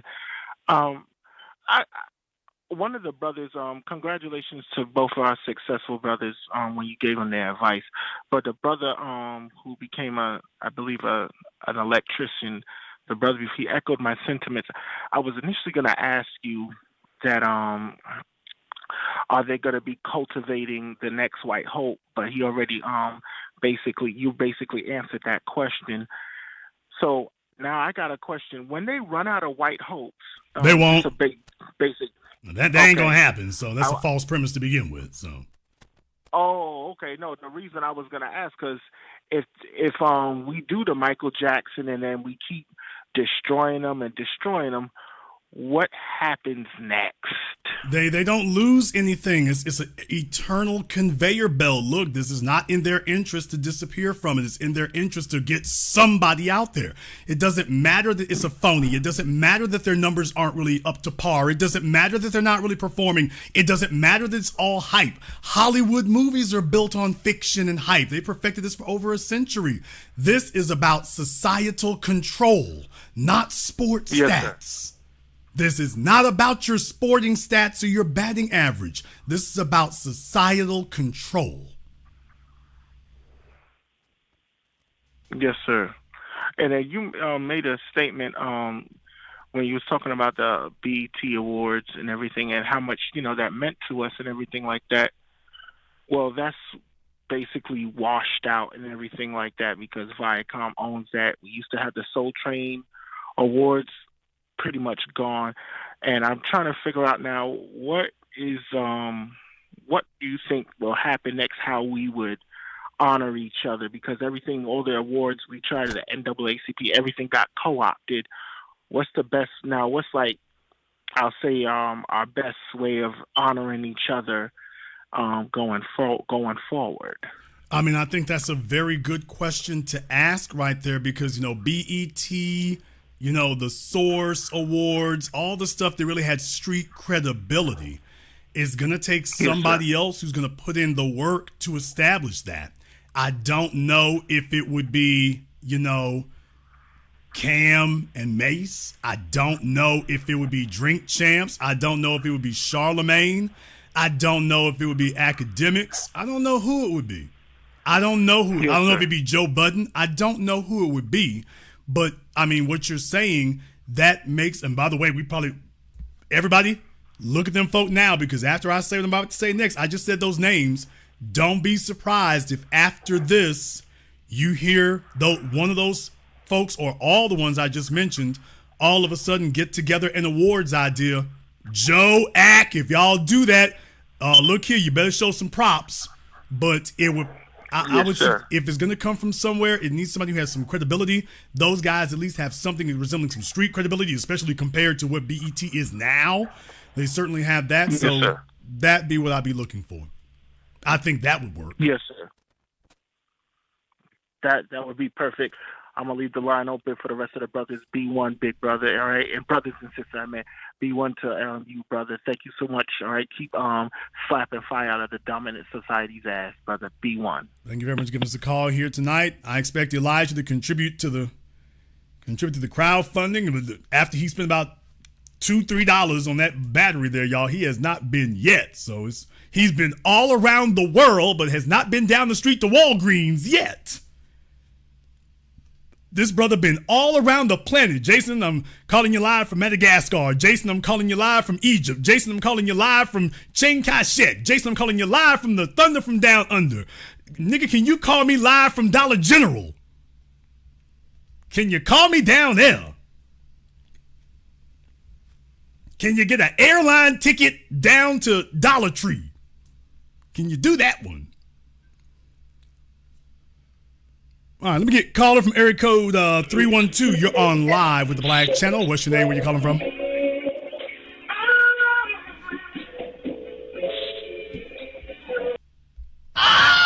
Okay, this nigga got blues you can use on here, so let me get them back to what they doing. Caller from area code 904. You're on live with the Black Channel. What's your name? Where you calling from? This is Sean. I'm calling from Jacksonville, Florida. All right, Sean from Jacksonville. What's on your mind? Yeah, one quick question. I noticed all of the prominent WNBA stars they made them spokespeople for LGBTQ. You know, when Brittany Griner got out of prison, they threw a mic in her face and asked her if trans women should be allowed to play. And of course, she co-signed on it, as well as Dawn Staley, and of course, you know, Candace Parker. She was there. Very good. She was point. prominent, and of course, she came out and said, you know, her and her wife had a baby. So I'm curious if they're going to make Caitlyn having statements about LGBTQ. Okay, now you're doing all right till you got to that last part, but he actually makes a very good point, just not in the direction I think he was thinking. So all the black women in the WNBA, they've all been corralled in that trick bag, and they went into it willingly, by the way, which is why you can't really feel sorry for them to a certain degree. They haven't been defending blackness, they've been defending gayness. Now they brought in a white girl, and the lane is wide open for her to be the face of heterosexual femininity. So they got all the black females sitting over here trying to defend being gay, and the white girl is left over here to be a sex symbol all on her own. Nobody is defending blackness. No one's defending blackness. No one's defending femininity. And they got the white girl sitting out there by herself. The lane is wide open for her. The whiteness is already a given. Now she gets the whiteness and the femininity. And the black chicks are over there to be her damn footstools. That's all they can do is sit up here and be her cannon fodder, while she gets to be the face, because it doesn't matter, even if them other chicks, for the one or two of them, who might be cuter than she is, they ain't standing up for femininity. They're standing up for gayness. And they can't play the black card, so they can't play the sexy card, and they can't play the black card either. The white girl is sitting here with a full damn deck. Is she bigger than the WNBA? If they continue going, yes. If they continue for criticizing her. Well, I mean, here's the thing. You're going to have to tread carefully in that regard. But what I am saying is that she doesn't have to have a winning season. We already know that. This isn't stats that got her where she is. All she has to do is just not get blown out. This is what it means to be the great white hope. The Rocky movies, for those of you who don't know, that was the Rocky movies. Remember the first Rocky movie, basically Stallone is saying that he won because he didn't get knocked out. Remember when the second Rocky movie begins, this is white society psychology. Apollo Creed is all upset over what? His trainers tell him, you won. Yeah, I won, but I didn't beat him. I'm like, what? What? You won, but you didn't beat him? Are you kidding me? And so that's the psychology they bring to it there, is that, okay, you might have won, but you didn't beat us. And meanwhile, for them, they didn't lay a glove on you and they won. So for her, I'm just telling y'all, they've been doing this for decades. It's not fantasy. It's not fiction. This is their psychology. It's really real. And you're seeing it in real time. They're going to declare that she's the greatest basketball player ever if you don't blow her out. If you can't blow her off the court, she still won. Even if you outpointed her, they just showed you this in college basketball. Even if you outpointed her, even if she can't win a championship, even if she can't win any championships, she still wins. You haven't beat her. Yeah, you might have won the game, but you didn't beat Caitlyn. That's what they're going to be saying right there. Hell, I can't even say mark my words. They're already doing it. And they're just going to, as long as this continues, yes, they're setting up when you got that much leeway, how can you not take over a league? This is an affirmative action program being put together right in front of your face. B1, brother, thank you very much for giving us a call tonight. This is an affirmative action being put together right in front of y'all's faces. Let me get over here to the Zoom. I got Lorena over here on Zoom. Hopefully they don't have the Zimbabwe broadband going there. But Lorena, we're going to have him over here on Zoom. I'll give you 5 seconds to have your camera turned on for me here, Lorena. You can certainly be on here, but we have to have that. If I don't have it in 5 seconds here, permanent vacation. So Lorena, if you're trying to do a striptease or your OnlyFans, Can't have that. Okay, Lorena will not be joining us. Let me get back over here on Blog Talk. Let me get caller from area code 708. You're on live with the Black Channel. What's your name? Where you calling from? My name is William. I'm calling from the Chicago metro area. All right, William from Chicago. What's on your mind? Excellent broadcast as usual, Jason. I just want to point out that there's been a lawsuit filed against the so-called reparations program in Evanston, Illinois. And, you know, as I listen to the old black media here in Chicago, they're pushing it like it's really a reparations program. You know, these sick degenerates never quit. I'm going to be talking about that as a matter of fact, because there's been a few things that have happened here as we're going into Juneteenth. So there have been a few things that have been going on the reparations front. So that's some of the things I'm going to be discussing there. But there is no reparations program in America anywhere. Everybody is trying to hijack the term now since we've made it front and center.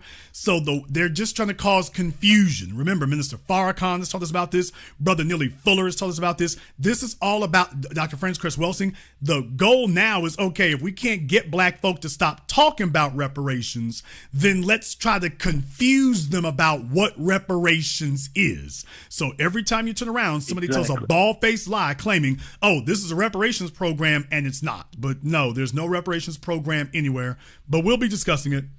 I want to stay focused on what we're talking about here tonight, but we will be discussing that as well.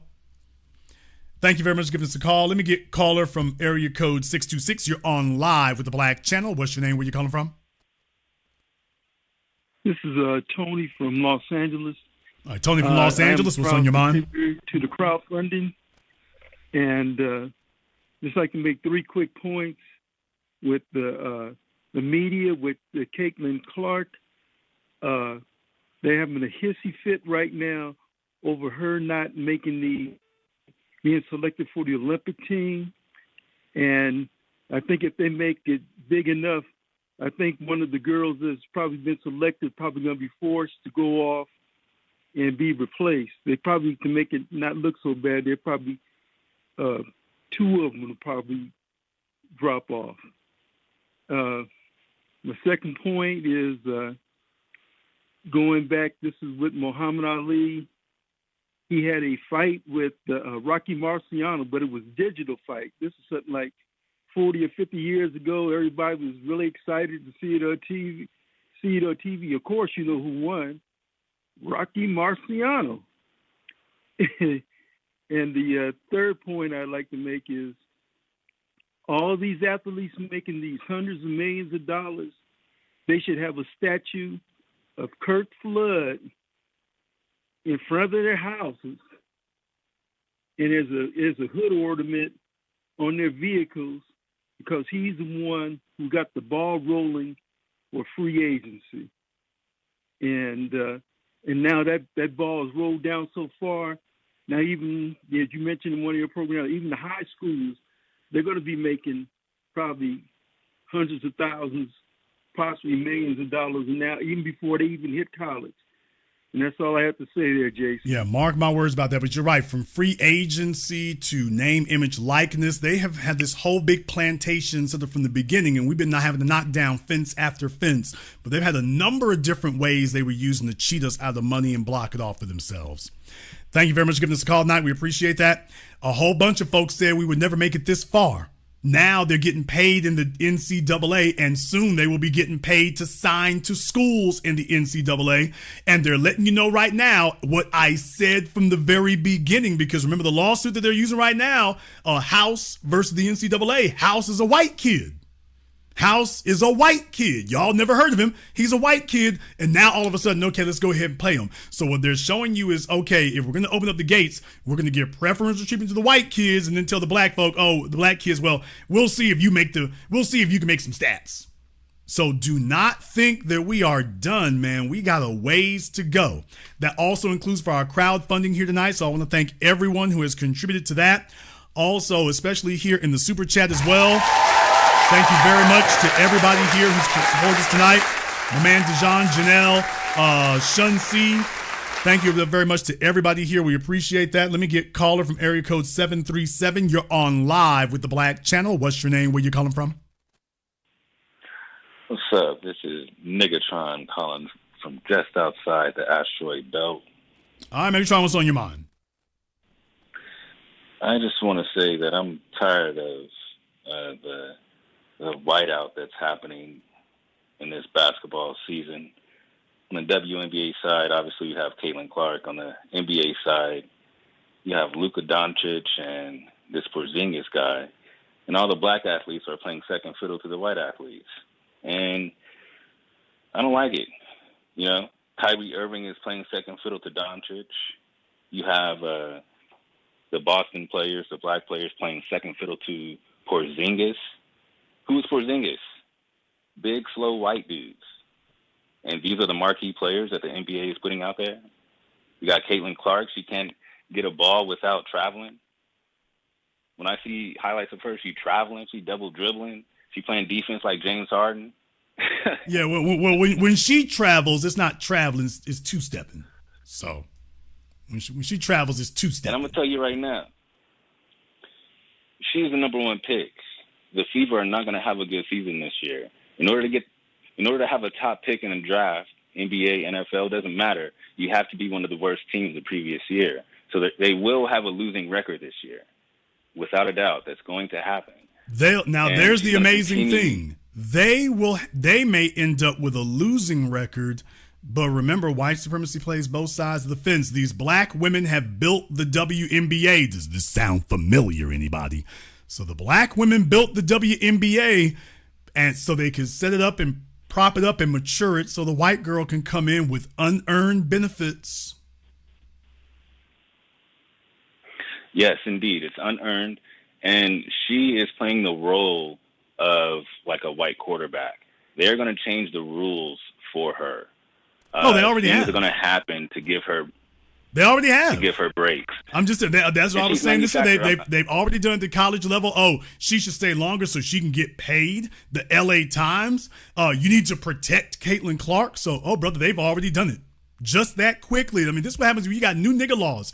When black folk do something, the legislature moves with lightning speed to change the laws. Black folk get victimized, and 90 years later, you can't get a single law changed. So, brother, they've already started changing the rules for her. They're already doing it.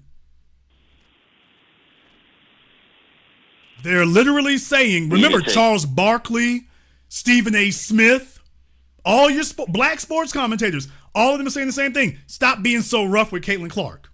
Now, nobody said a word about, there's never been another female basketball player that they ever were concerned about how she was being treated on the court. Caitlyn Clark, all of a sudden, everybody's saying, we got to protect her. We got to take it easy on her, right? So I'm like, where the hell were you niggas last year? There were a bunch of the females were getting into fist fights and every damn thing else, and Stephen A. Smith and the rest of them didn't even know it happened. Caitlyn Clark, they're holding conferences talking about Charles Barkley. Y'all stop messing with that girl there. So, brother, we already here. We're here. She's nothing. She's made up. She's like Kevin Hart. She's like the female basketball Kevin Hart. She's made up. And she doesn't have any sex appeal. If you look up any of her any social media posts where she's a part of, and you look at the dudes' responses in the comments, they're calling her Peyton Manning, like she looks like a man in the face. Like she has no cachet with the men. She can't play ball. She's a proven loser, but she's being plastered all over the TV. And it's sickening. I'm tired of it. I am tired of it. I'm tired of seeing the black superior athlete play second fiddle to these people. This year has been the pinnacle of it. It's been a ramp up, especially on the NBA side. The previous caller mentioned Jokic, and they would have continued going on with him and the Denver Nuggets, but, they got kicked out in the Western Conference Finals. So now they got this Porzingis guy that they're propping up. What they're doing here, this is going to be like, this is supposed to be a triumph of marketing, not of performance. Like the iPhone, like Nike shoes. This is not about how well the product works. This is not about, is there a better product? This is the product line they're pushing, and they're going to put all the money behind that. So you're looking at they've mastered this. They've got it down to an art, down to a science of how to manufacture and market something. Thank you very much for giving us a call tonight. Let me get caller America 770. You're on live with the Black Channel. What's your name? Where you calling from? Hey, what up, Jason? It's Tay from Atlanta. All right, Kay from Atlanta. What's on your mind? Hey, man, Caitlyn Clark is the new standard for women's basketball. And the reason that is because simply she's been the best college basketball player, men's and women's, in the past 2 years. That's just going to come with it. I don't understand. Okay, but it doesn't. Issue. Now, but it doesn't. Please, please name for me in the last 20 years. Please name for me a black female athlete of any sport who had a headline that said, "You must protect her or suffer the consequences." Please show me a black female athlete of any sport that they put up a headline, she's debuted a new hairstyle. And our women are always having new hairstyles. Please show me a headline of a black female out of college that's what they were talking about. Please show me a headline of a black female who they were giving her a $20 million deal right out of college. Please show me a black female that they were talking about, we're going to sell her jersey for $200K. As I said, if you can show me a black female that they called tennis's best, Venus and Serena Williams, that ESPN called tennis's best, basketball's best, not female basketball's best, not female tennis's best, basketball's best. Sir, show that to me and I'll shut the damn program down right now. But the reason they call her wow. All right, sir. I said show it to me. I said all that right there, and I said show it to me. He said, well, the reason they do that, sir, can you show that to me? No, we can have a conversation. No, I don't want to have I don't want to have a conversation. I said I brought you my proof. I've shown tonight's program has been screen captures of all the proof that I brought. If you're going to say that she's getting this on merit, please show me the proof that you got of the same same treatment of black athletes before her. Unless you're going to say that unless you're about to make the argument that she's the greatest of all time. At this point, she's the greatest women's basketball player coming out of college. But sir, okay, I just substantiated to you again. Let's try this again for the hard of hearing. They're not calling her the best female basketball player. Please open your ears and open your mind a little bit. It can't retain this. Sir, you're the one. No, sir, you're the one saying that she's the best female. That's not what they're saying. They're saying she's the best basketball player ever. I'm telling you, they telling her that. They're telling you that because she led all of college basketball up sir, until this point. Are you telling me? No, sir, they didn't say college. No, sir. No, sir, they're not saying college, sir. Now you're starting to lie. It's already been explained to you. They're not saying college, sir. I'm showing you on your screen right now. It doesn't say female college basketball is best. It doesn't say college's basketball best. It doesn't say female basketball is best. It says basketball's best. Now can you show me where they said about any other black athlete coming out of college that they were that Kobe Bryant was declared basketball's best? Oh, I'm sorry, he skipped college. Shaquille O'Neal, basketball's best. Michael Jordan. Show me show me the black person who's ever gotten this treatment. LeBron, coming out of high school. LeBron James had the ESPN cover calling him basketball's best. I could. We can get into it, but sir, you can Google all you want to. No. You can Google all you want to, sir. I Googled it before I did tonight's program. You can go Google it all you want to, nigga. I'll sit here and wait for you to go do it. You can Google it if you want to. You're only going to find one person, Caitlyn Clark. I Googled it before I did tonight's program. That's why you ain't going to find nothing. That's why you can sit over there clicking on your phone like you are right now. Go ahead and do it. You won't find anything but Caitlyn Clark. So you just said LeBron, and as I said, nobody else said LeBron. The only person saying LeBron is you. So you're just making that up. Nobody ever said that. These news outlets that are defending her and propping her up, they never said this about a black athlete before. You've been on my phone all this time, No and you black can't athlete name. has been You as good as cannot name another black. You cannot name a black. So you're telling me that Caitlyn Clark is the best basketball player ever? No, bro. It's because she's a girl. Sir, you're telling me that Caitlyn Clark is. Sir, you're telling all of us that Caitlyn Clark is the best basketball player ever. No, bro. Now I will go further. So you're telling me that Caitlyn Clark is the best female basketball player that has ever touched God's earth? Yes. She has the stats to prove that. They really pushing for women's sports. Nigga, please. And because of her, now I know Aaliyah Edwards, Angel Reese, all these other girls. Nobody knew who they was. Like, nobody knew who these girls were, bro. Brother, where your people from? Where are your people from?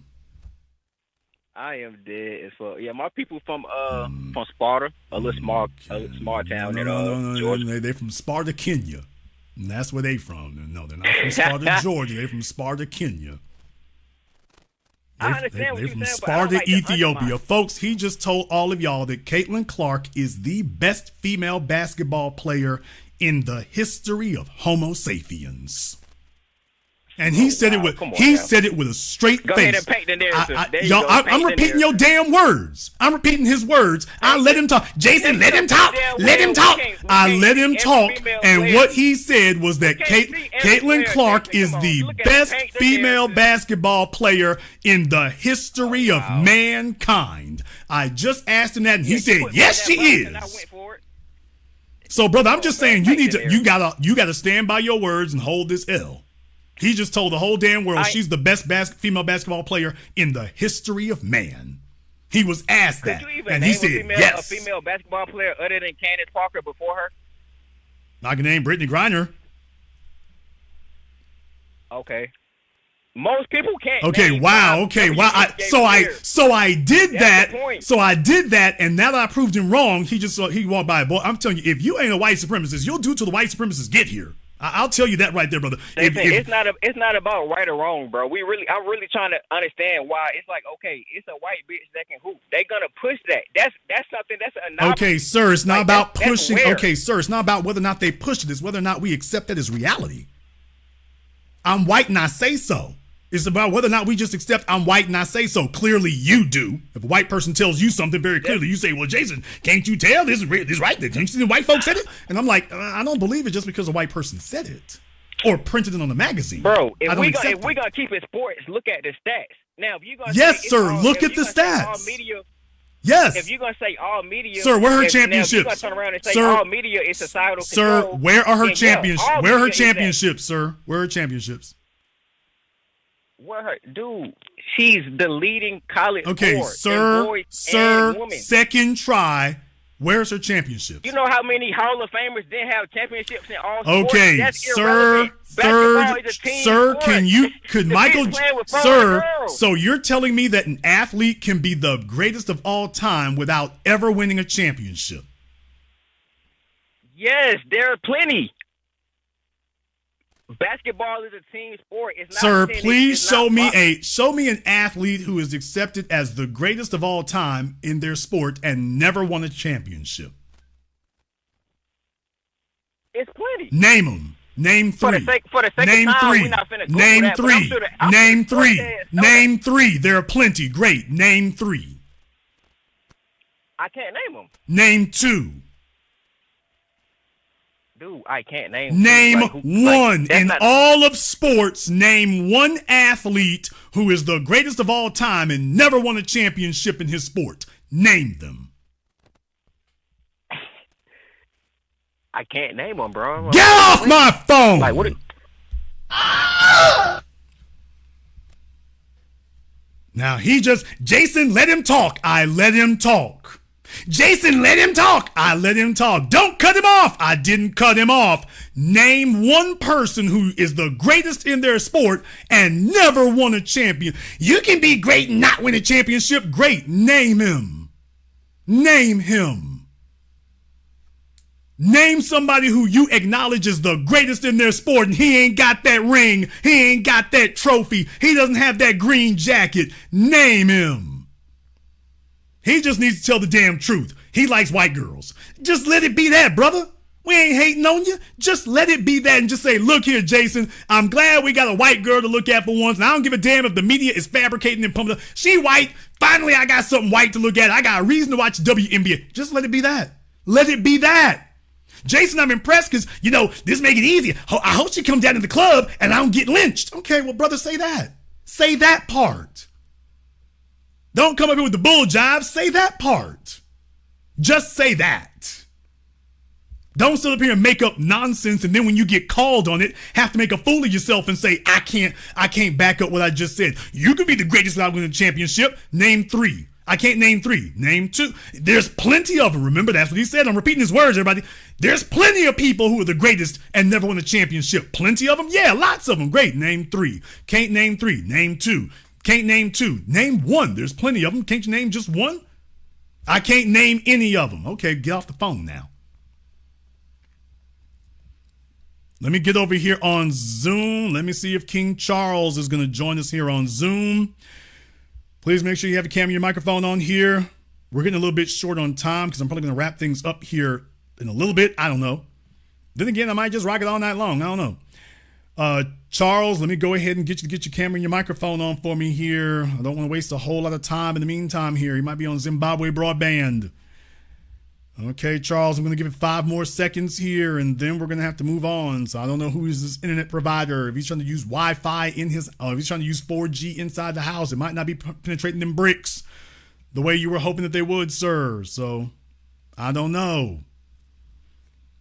Give you a few more seconds here, and then we got to keep going.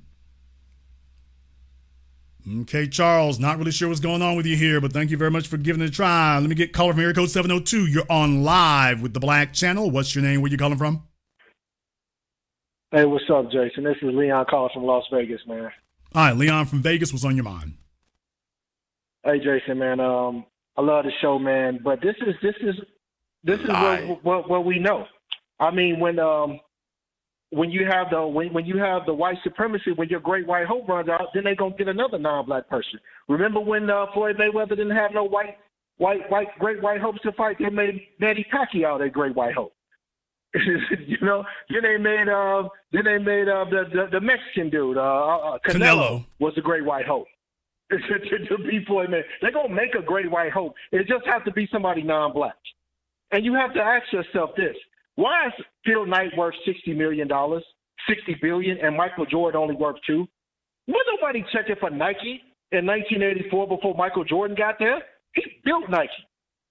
And they built it up, the black man built it up, and then they take the profit from it. You know what I mean? The same thing with that. You could talk about Kanye West. Nobody was checking for Adidas, especially in the black community before Yeezy. He built it up, and once they found out that he was making billions of dollars from his shoes, they had to get rid of that Negro by any means necessary. And they finally did because he gave him a chance, and they selling his stuff with his name on it and not paying it. I mean, that's just white supremacy. They go when they find out that you build something up and they can take it from you and make millions and billions of dollars from it, that's what they're gonna do. I mean, we've seen this before with Christian Laettner when Grandmama Larry Johnson and the Fab Five was doing it. They was blowing up Bobby Hurley and Christian Laettner. Remember that? But I mean, it's just what they do. That's what I was telling Elijah is that it's a conveyor belt, man. It's not like you get past Bird and that's going to be it. There's going to be a new generation of white folk, and they're going to try their best to cherry pick one. Now, they might have to go a decade, but once they settle on one, that's it. They're going to try to use them because this is not about sports. This is about control. Richard Spencer told you that. This is not about competition. This is about control. Yeah, and she's not even the best player in the WNBA. John Wilson is, for the Las Vegas Aces, is having a historic season. You didn't even talk about her. And Nike just gave her a contract because of the backlash they got from Caitlyn Clark getting that $23 million. They decided to give her a contract, who's the best player in the WNBA. But you don't hear about that.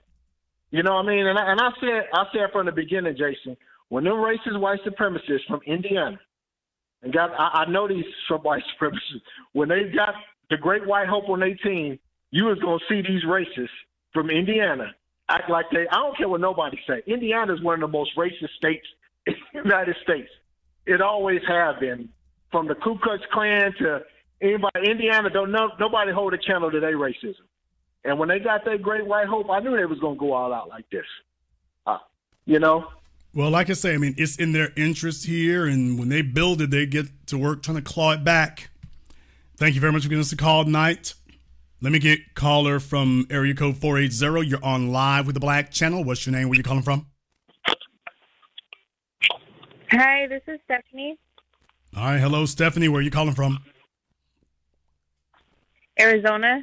All right, Stephanie, from where at in Arizona, baby? You playing with the phone and everything else over there. Let's get it together. Where at in Arizona you calling from? From Chandler. Okay, baby, you are mumbling. Let me try this one last time, then I got to move on. I don't know if she's over there trying to get ready for her OnlyFans and licking her lips, but Stephanie, where are you calling from? From Arizona. Chandler, Arizona. Okay, Stephanie from Chandler, Arizona, what's on your mind? I was just calling to let you know that I disagree with you and that you're misleading your audience and omitting facts. All right, Stephanie, you are real slow tonight, baby. You are not helping your case simply by your cadence and your lack of articulation, but I'll give you one shot for the title. Tell me one thing that I have said that is numerically, factually inaccurate.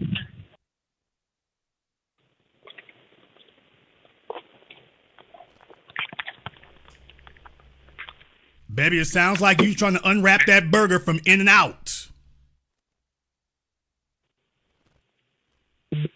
Are you currently trying to take the plastic off of that treadmill? No, I just want to say that Caitlyn Clark is a good player. Nobody said that she was a bad player. The question is she the greatest basketball player of all time at 22 years old? Fresh out of college?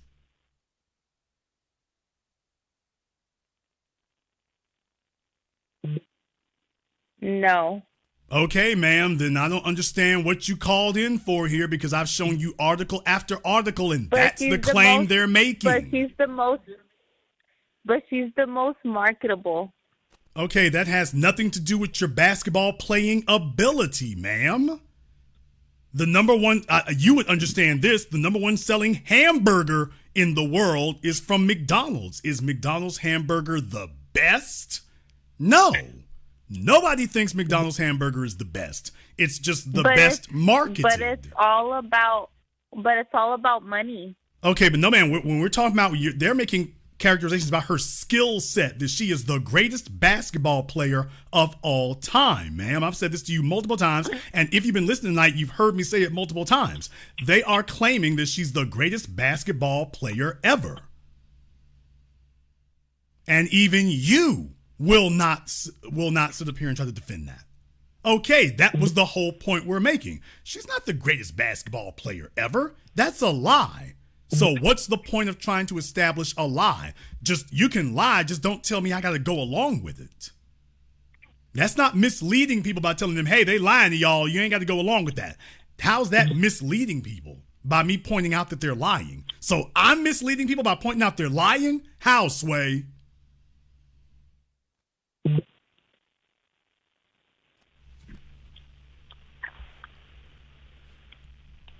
Let me let you get back to eating some hamburgers. Welcome to Good Burger, home of the Good Burger. Can I take your order? Cookie! Nom, nom, nom, oh, nom, nom, nom, nom. All right, because she's over there unwrapping things and crunching and munching and whatnot. So let me go ahead and let her get back to what she's doing. So she called me up in between appetizers. She called me up in between appetizers at Chili's.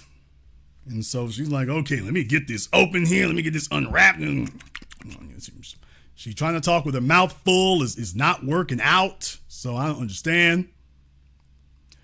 In any case here, folks, if you're going to be on Zoom, please remember what I told you. Make sure you have your microphone and your camera turned on. So, Daniel, you're on Zoom here. You must be new around these parts. Let me go ahead and take that down for Zoom because I don't know why people think they're going to get through tonight. And folks, I mean, you're not going to get through trolling. You're not going to get through anything else. Don't try to sit up here and show your OnlyFans. Not going to do any of that. So, Daniel there was, I guess he was trying to get ready for his OnlyFans on my folks here. And like, hey, y'all, you want to see something? No, Diddy, brothers. Just get your money, but you got to get it somewhere other than here. You got to get your money somewhere other than here. Call America 240. You're on live with the Black Channel. What's your name? Where you calling from? Hi, how you doing? Black First, this is Kamisi Fox from the DMV, Prince George's County. Okay, take your phone off a speaker. I got my headphone on. Yeah, it's not on speaker, it's on my headphone. Okay, your headphones are echoing a little bit there. Take your headphones off. Okay, let me pull it off. How about that? All right, what's on your mind? Yeah, leave it up to the black man, to a black man to come through with his cape, you know, defending Caitlyn Clark. He can't help himself. He don't care whether it makes sense or not. He got to give it his best shot. Look, Master, I'm willing to look like a fool. That's how much I love you. Got to defend that Caitlyn Clark. But I want to double back. You covering all the bases tonight, but I want to double back to when you was talking earlier about, you mentioned Kool Moe Dee. And, you know, you mentioned that era from 88 to, which I say is 88 to 92, which is the real golden age of rap. Yeah, it really was. You know, when we were rapping each other. That was the apex of our abilities. That was the apex of the art form. That was the most solid, the most world-changing. That was what built it into a global phenomenon, that year range right there. Absolutely, 100%. And you mentioned Kool Moe Dee, and not only that, they you know, they changed that thing with Kool Moe Dee, and I remember that album, Funky Funky Wisdom. So it was just cool to hear you mention that. They also gave Kool Moe Dee back then a talk show. I don't know if you know about this. They gave him a talk show, and you know that would have been cool as hell because we love Kool Moe Dee. It would have been cool for a black man like that to have a talk show. I don't know how many episodes he filmed. He filmed at least one episode I saw where they had Kid and Play on there. It was about to be a really great thing, you know, big like Arsenio or something. But they couldn't give it to him, but they got to take away from him because, you know, black manhood is illegal in America, okay? That's a fact. I've been saying that for a long time. Kool Moe Dee, he had a strong black man image. You know, he used to wear his dark shades. He wasn't known for smiling and clowning. He had a very strong image. So in order to give him that talk show, they're like, we'll give you the talk show and everything, but we got to diminish you as a man a little bit. So why don't you let us write you a monologue before the show? Now, that would have taken away everything. Can you imagine Kool Moe Dee beginning his show, instead of speaking from his own head, telling some corny white jokes that somebody wrote for him as a monologue? Well, yeah, because that's the template that you've seen. What you just described right there, is that not Terry Crews? Is that not Steve Harvey when you think about it for a moment? So yeah, that's a tried and true template. Thank you very much for giving us a call tonight. If you need the money, that's a tried and true template right there. Here, let's tell you what to say. Next thing you know, can y'all imagine Kool Moe Dee sitting up there doing the Terry Crews dance? Let me get caller from area code 312. You're on live with the Black Channel. What's your name? Where you calling from? Caller from area code 312. Last try. You're on live. Caller from area code 312 has been abducted. Caller from area code 412. You're on live with the Black Channel. What's your name? Where you calling from? Good evening, Jason. My name is Robert. I'm calling from Pittsburgh, Pennsylvania. All right, Robert from Pittsburgh. Program. What's on your mind? Another good broadcast, sir. Okay, this Caitlyn Clark situation is a continuation when they classified the LSU basketball team as dirty debutantes, and how they grilled Angela Reese for mocking Caitlyn Clark. The test case we flunked was when there was no organized pushback by fans when they let defenses tee off on Cam Newton, and they protected quarterbacks like Tom Brady. Now we flunked again when there was no pushback when Nikola Jokic was allowed to charge into defenses with his shoulders and not get penalized with fouls. That said, black athletes need to get back to the basics of being tough and overcoming obstacles. And it's because what we're up against is an organized media programming to make artificial heroes out of somebody. Well, and I can't believe. Let me interject here, though, Robert, because now remember, I'm not a big basketball person like that. I'm really not. But I've been telling y'all for years. I mean, I hear some of the scuttlebutt going on. I hear some of the rumors and rambling going on. I've been hearing basketball fans now complain for the last 6-7 years about how they changed the rules in the league and how they enforce things and stuff, and to make it easier ostensibly for the white players, that they've watered it down and stuff like that and made it, they've tried to remove the physicality from it and stuff like that. Over the last 6-7 years, I've been hearing that constant refrain. Yeah, you've heard in the NBA, NFL, but I've also been hearing in the NBA. So what I'm saying is that they've been penalizing players for doing that. So what you're saying about the guys got to get tougher, well, it wasn't that they weren't doing it. It was that they started calling fouls on them and this, that, and the other when they do it. So all you're really articulating here is that, okay, for the black players, if you do it, it's a foul. Caitlyn Clark, she's just playing tough. So what you would need is not for the players to get tougher. You would need for the players to start saying, this is our league, and, we're going to set the standards, and y'all are not going to invoke a double standard. Exactly, and they're playing on this double standard to the point whereas they can artificially make somebody bigger than what they really are. I can't believe a caller called in and said that Caitlyn Clark is one of the best basketball players of all time. What was he drinking? It's just like unbelievable that people drink Kool-Aid about situations like this. And last thing I like to say is that I'm starting to see that not only in football, basketball, and baseball. We're hardly in baseball anymore, but now boxing. It seems like we can't produce a dominant heavyweight athlete like we used to every time you turn around. So now they're getting people from every place, and it's just like the one caller said that he's sick of how they're painting a narrative that we're substandard to other athletes, and it needs to stop. But thank you very much for giving us a call tonight. We appreciate that. Here's the thing right here where boxing is concerned right there. For example, Deontay Wilder. Folks, a lot of these people in boxing are chosen by the system specifically for the purposes of getting the outcome that they want.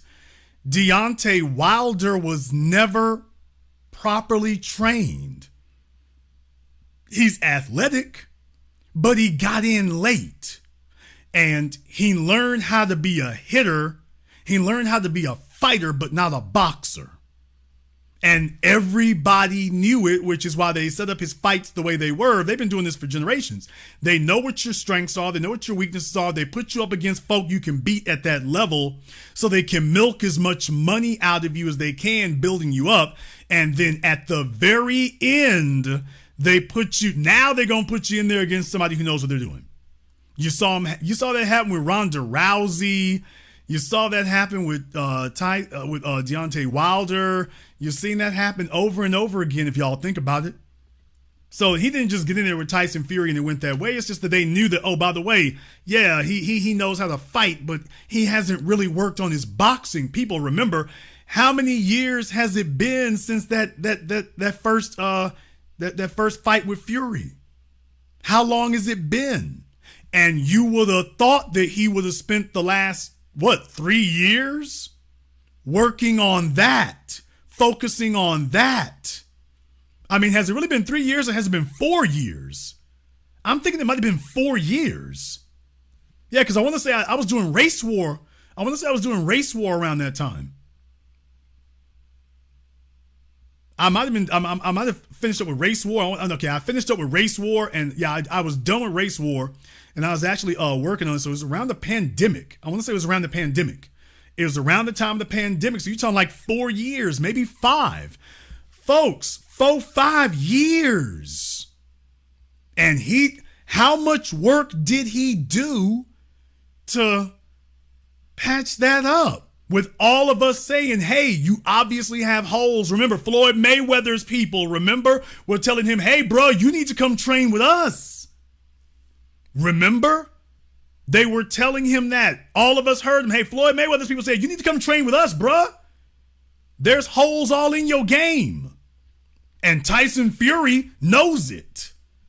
Tyson Fury went and got with some boxers up there in Detroit. Next thing you know, okay, Deontay never did. Okay, but boxing understood that. They knew that. And they knew how things were going to go. And they're like, okay, we're trying to milk as much money as possible. We done built him up. Okay, now it's a big money fight, but he's going to lose all of these. But yeah, we know where the holes are. And there they go. There we go. Yeah, I mean, I remember that. I remember all of that. So it doesn't happen in a vacuum. They're there to tell a story. And if you don't go to work on it, they're like, okay, we already know how we're going to get rid of you. We already know how we're going to get rid of you. Call from area code 804. You're on live with the Black Channel. What's your name? Where you calling from? Ben, Richmond, Virginia. All right, Ben in Richmond. What's on your mind? Well, congratulations. You found someone that watches basketball a little less than you do.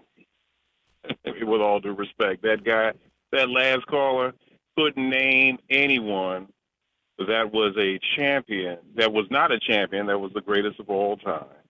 And I thank you for pointing that little tidbit out and trying to make him answer that question. And God knows he couldn't do it. Well, I mean, that's logic. That wasn't even a sports trivia question I asked him. That was a simple logic. Not at all. That was a logic question.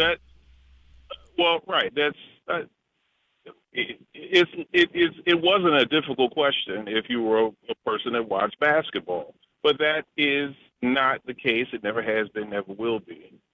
I don't know how long this is going to go on with Caitlyn. I would predict that it's not going to go on much longer. I disagree. I disagree with that. She is a very predictable. They're going to have to get someone in there to support her. They're going to have to get a supporting cast with her. They're going to have to get a supporting ball player. Her game is very predictable. They always get, when players come to the league, they're a ball of fire, and this happens in the NBA. They look great. They score well, and then people figure their game out, and then they fizzle out unless they make adjustments. Yeah, but I don't see how she's going to make an adjustment. She's not going to survive on points, though. That's why I brought up Maria Sharapova. They're gonna. understand. This isn't about making. Well, understand. This isn't about making her. This isn't about making her a great player. This is about making her a star, and that doesn't rely on her athletic performance. I understand to an extent because of the fact that she is white and she is their great white hope. But I would have to say that they've had white players that were stellar in the WNBA. I mean, they had Sue Bird, they had Taurasi, and those two players performed better than her.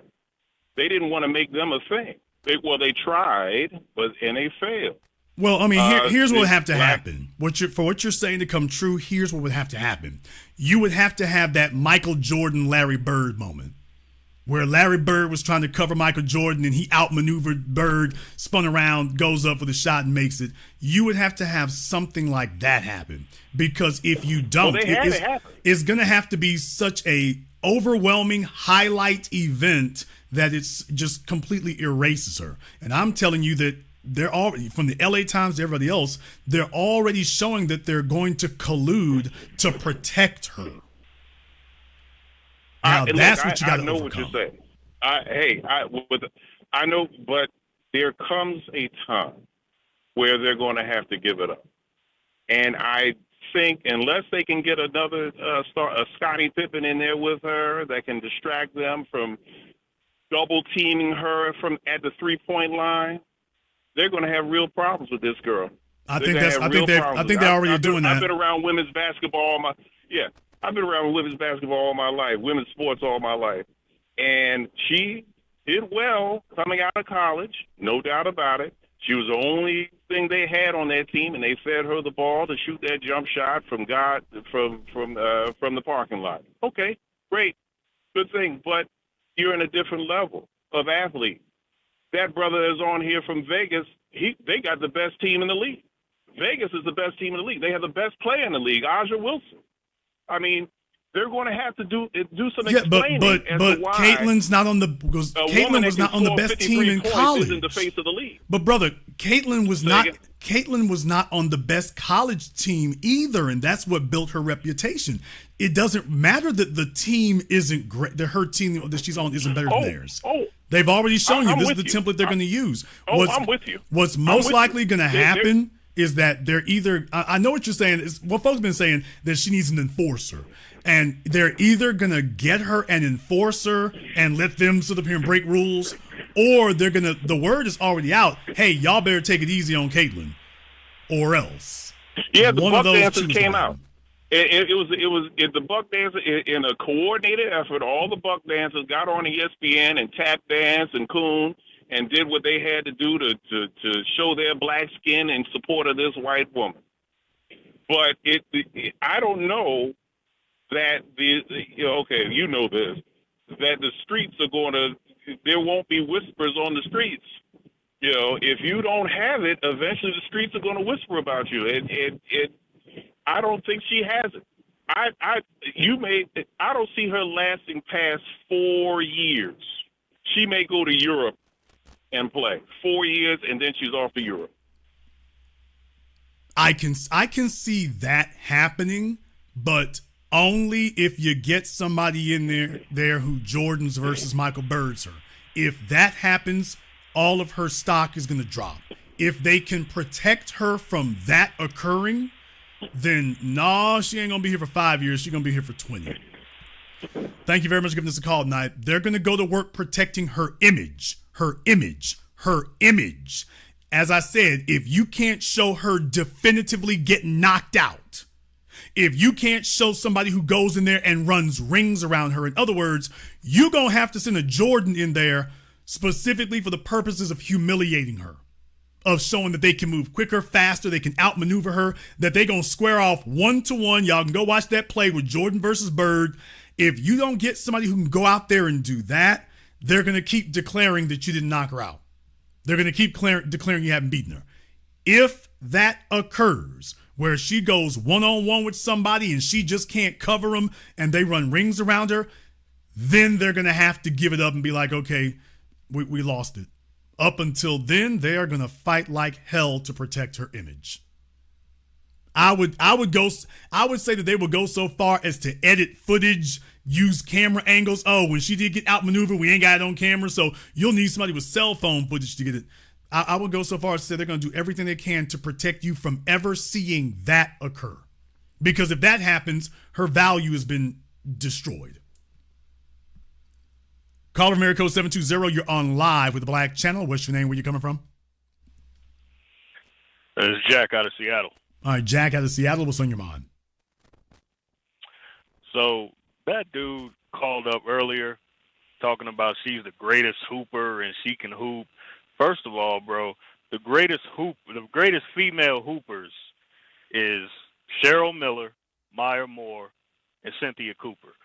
So I just want to say that first. And up here in Seattle, what people don't understand about women's basketball is they've been trying to get this white women's basketball player at like all the top tiers, all the commercials and everything like that. They wanted to do it with Sue Bird up here in Seattle, but she's a lesbian, so they really couldn't push that. They also wanted to do it with Diana Taurasi, but also she's a lesbian, and they wanted to also do it with Brenna Stewart. So, like, my daughter plays basketball. So I go to WNBA games. I'm familiar with the game and all that. So it's just they've been wanting to do this, but now they got Caitlyn Clark, who's from the heartland. She's from Iowa. You know, she's all white too. That's another thing. You know, Sue Bird. I hate to say it, but she's mixed with like Israel or something like that. So, and then Diana Taurasi, she's also kind of mixed. So now they got this 100% white girl. So now they trying to push her to the moon when she's not the greatest basketball player. She's a good shooter, but she can't really score in the WNBA because you got to create your own shot. Well, remember though, I got to keep reminding you all. No, you're correct. She's not. Their goal isn't that you can make her the greatest player, because she obviously isn't. The goal is to make her the greatest product. Now, one has to be born, the other one can be manufactured. Yeah, and it's just, I just see it as a lot of white men from the Midwest, from the heartland of the country, are really pushing this narrative like she's the best. And yeah, you got some coons and some, you know, Sambo motherfuckers talking about, you know, oh yeah, she's the best, but she's just a 90 good seconds. She can't really, like I said, she can't create her own shot in the W, and that's why she's going to struggle. Like, another thing people don't see, like, the team she's on, that team is bad. That team was horrible last year, too. So it makes sense that they still bad now, and they probably going to be bad next year until they get more players through the draft. And it's just not going to change, you know, and they create this narrative. 60 seconds. And Angel Reese, and they want to compare it to Magic and Bird. And it's like Magic and Bird were just phenomenal players. Even, and, you know, I'm FBA, Angel Reese is FBA, but to me, her game ain't even really top tier either. I mean, it's kind of mid to me. That's just how I see it. But she gonna be up there, you know what I'm saying? And they not Magic and Bird. Well, I mean, no, I mean, look, Caitlyn is not a stellar, phenomenal talent in that way. She's certainly not the greatest, but she's good enough. That's the difference, and that's going to be a problem for Angel Reese and the rest of them who have just taken it that they're going to be given something, or that, you know, they're entitled to something because, you know, just low-key, okay, we run this. Now that you finally met somebody who knows she may not be better than you all, but she's good enough for other people to make an extraneous argument. And can you overcome that?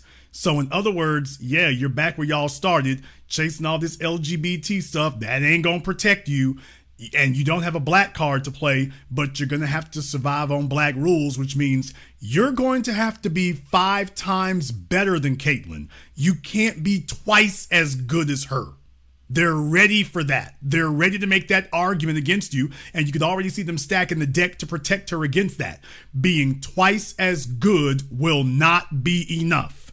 You're going to have to be out there 5 times as good, because you're going to have to humiliate. You're going to have to beat her at every turn. You're going to have to humiliate her at every turn. You're going to have to beat her at every play. You're going to have to beat her at every turnover. You're going to have to beat her at every reversal. You're going to have to do that. Otherwise, they're going to say she's as good as you are. Yeah, and another point is, like, people don't get also is, so to Caitlyn, to her credit, like, her idol is Maya Moore. You know what I'm saying?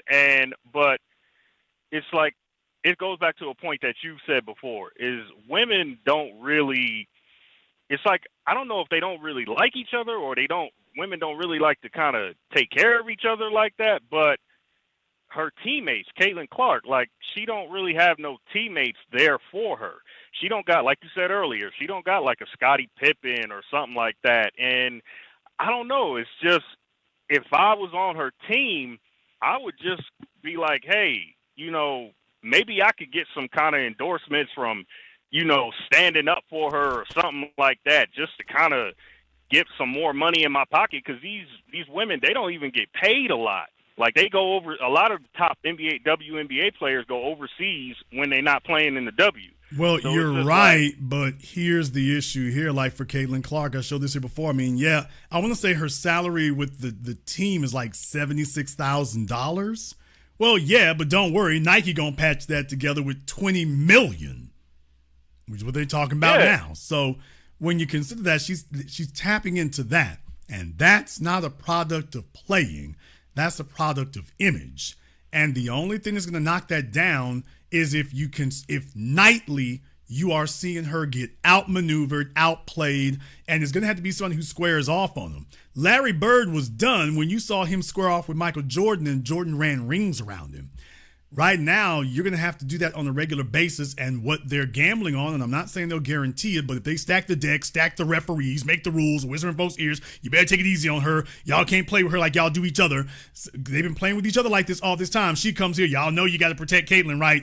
And if they do all of that and stack all that together, you can prevent that moment from happening to her. The only way you get through this is you're going to have to find a way to do that to her. Somebody's going to have to take a risk. Thank you very much for giving us a call tonight. Let me get called from area code 405. You're on live with the Black Channel. What's your name? Where you calling from? Yeah, good evening, Jason. Yes, Al from Oklahoma City. Okay, Al from Oklahoma City. Did you call in earlier, Al? No, I did not. All right, Al from Oklahoma City. What's on your mind? So, yeah, Jason, man, definitely salute to you and all you, of course, continue to do. We're, continuing to keep us up on game, put us on game. And this is another one, man. There's really so much to unpack on this. I believe that this is a continuing of what's pretty much been going on, which is that, we don't get really any respect as a, melanated people, the original melanated people. And so it's still a policy of kind of like, they got this CRT policy going on, which is where they want to like erase history, right, and rewrite it, which is kind of what you was talking about.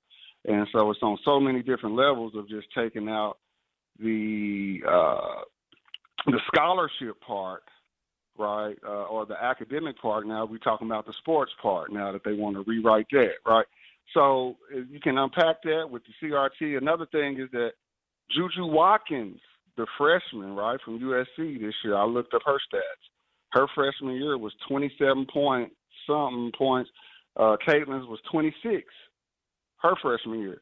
So she's already on track to be better than Caitlyn, right? Already. That won't be enough. Female right now. Yeah, that won't be enough. You know what I'm saying? That won't be enough. That won't be enough. That won't be enough. Also, Jason, okay, slow down. Check it out. Slow down. Sir, we're hosting our program here. Get a hold of yourself. Right. But I just wanted to mention sir, the White House. I'm going to say this for the final time. Get a hold of yourself. The championship. You're not going to run over the host, sir. You're not going to do that. I recommend you get a hold of yourself rather quickly. No, much respect, Jason. Much respect. Okay, sir. You're not the host. I've seen a number of people mentioning Juju's name in here tonight. You all notice that Jason has not said that. And what you just said, that encapsulates it. A bunch of overzealous fanboys from sports, that don't mean nothing. I meant what I said because that is the reality you're going to run into. Juju is not going to be able to eclipse this or change the dynamic by being 1 or 2 points better than Caitlyn Clark. They've already said that, made it very clear. That ain't going to fly. You are not going to get them to take the spotlight off of Caitlyn Clark and stop this scam they running with 1 or 2 points. So Juju going to have to get somewhere around 40 or 50 points. So at this point, the whole reason for them allowing Caitlyn to leave college and go pro is so now they can say, oh, well, she's leaving college and we're going to declare her the GOAT. At where her stats are now, where they're at right now. So you can make the argument that, oh, if she had stayed, even if you do surpass her number, well, if she had stayed in college, she would have just kept getting better, which of course you can't prove. It's most likely unlikely, but you can't prove it's untrue because you can't prove a negative since she's already left. So everyone can keep talking about Juju all they want to. Y'all can knock yourselves out. What I'm telling you is, unless Juju is demonstrably twice as good, these headlines ain't gonna change. The focus isn't gonna change. The sponsorships aren't gonna change because the product isn't good enough to be utterly embarrassing of Caitlyn Clark. I'm telling y'all right now, those of you who are hanging your hat on, oh, this other girl can get 5 more points. I'm telling you right now, that ain't gonna make it. It's not gonna make it. She's gonna have to, unless you got somebody who can get out there in that court and clown this girl. If you ain't got that, it ain't happening. It's not happening. This ain't about fairness. They're gonna bury whoever you bring. You'll get me somebody out here who will make 7, 8 more points a game, 10 points more a game, and they will still bury them.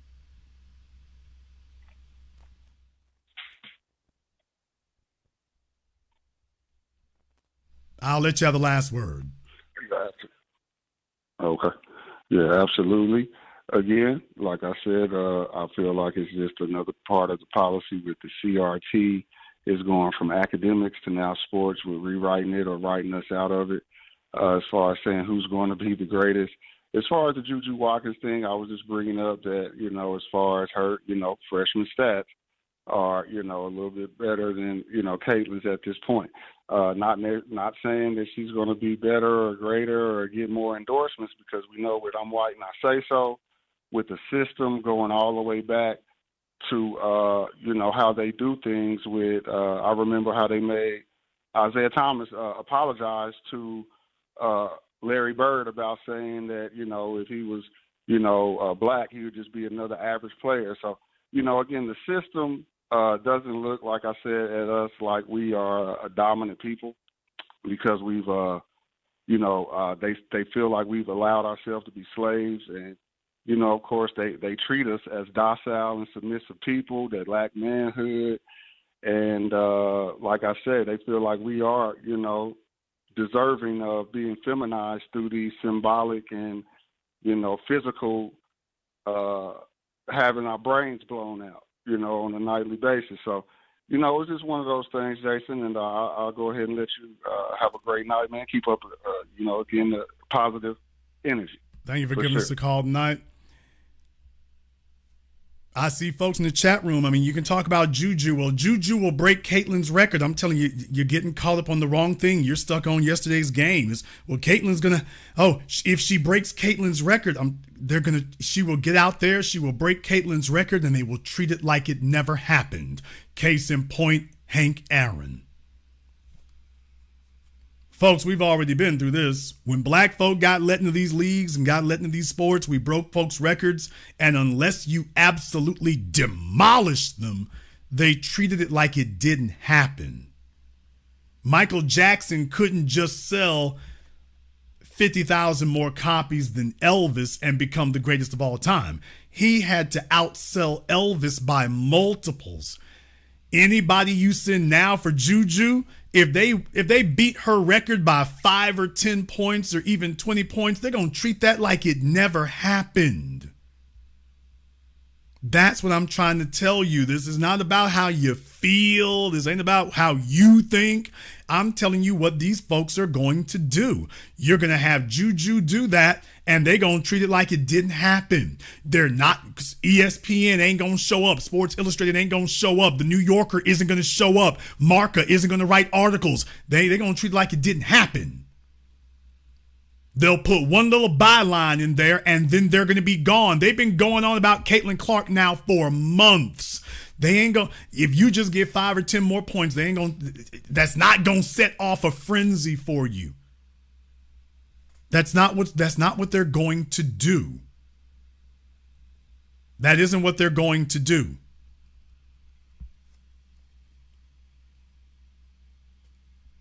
That's the issue. In the chat room here, Calvin, since apparently you don't think that's whatever we're talking about here tonight is important, I certainly don't want to be in a situation where you have your sensibilities impacted, so we will help you move right along here. Because it's not about the WNBA, so for all the lead pipe babies, they have difficulties understanding that.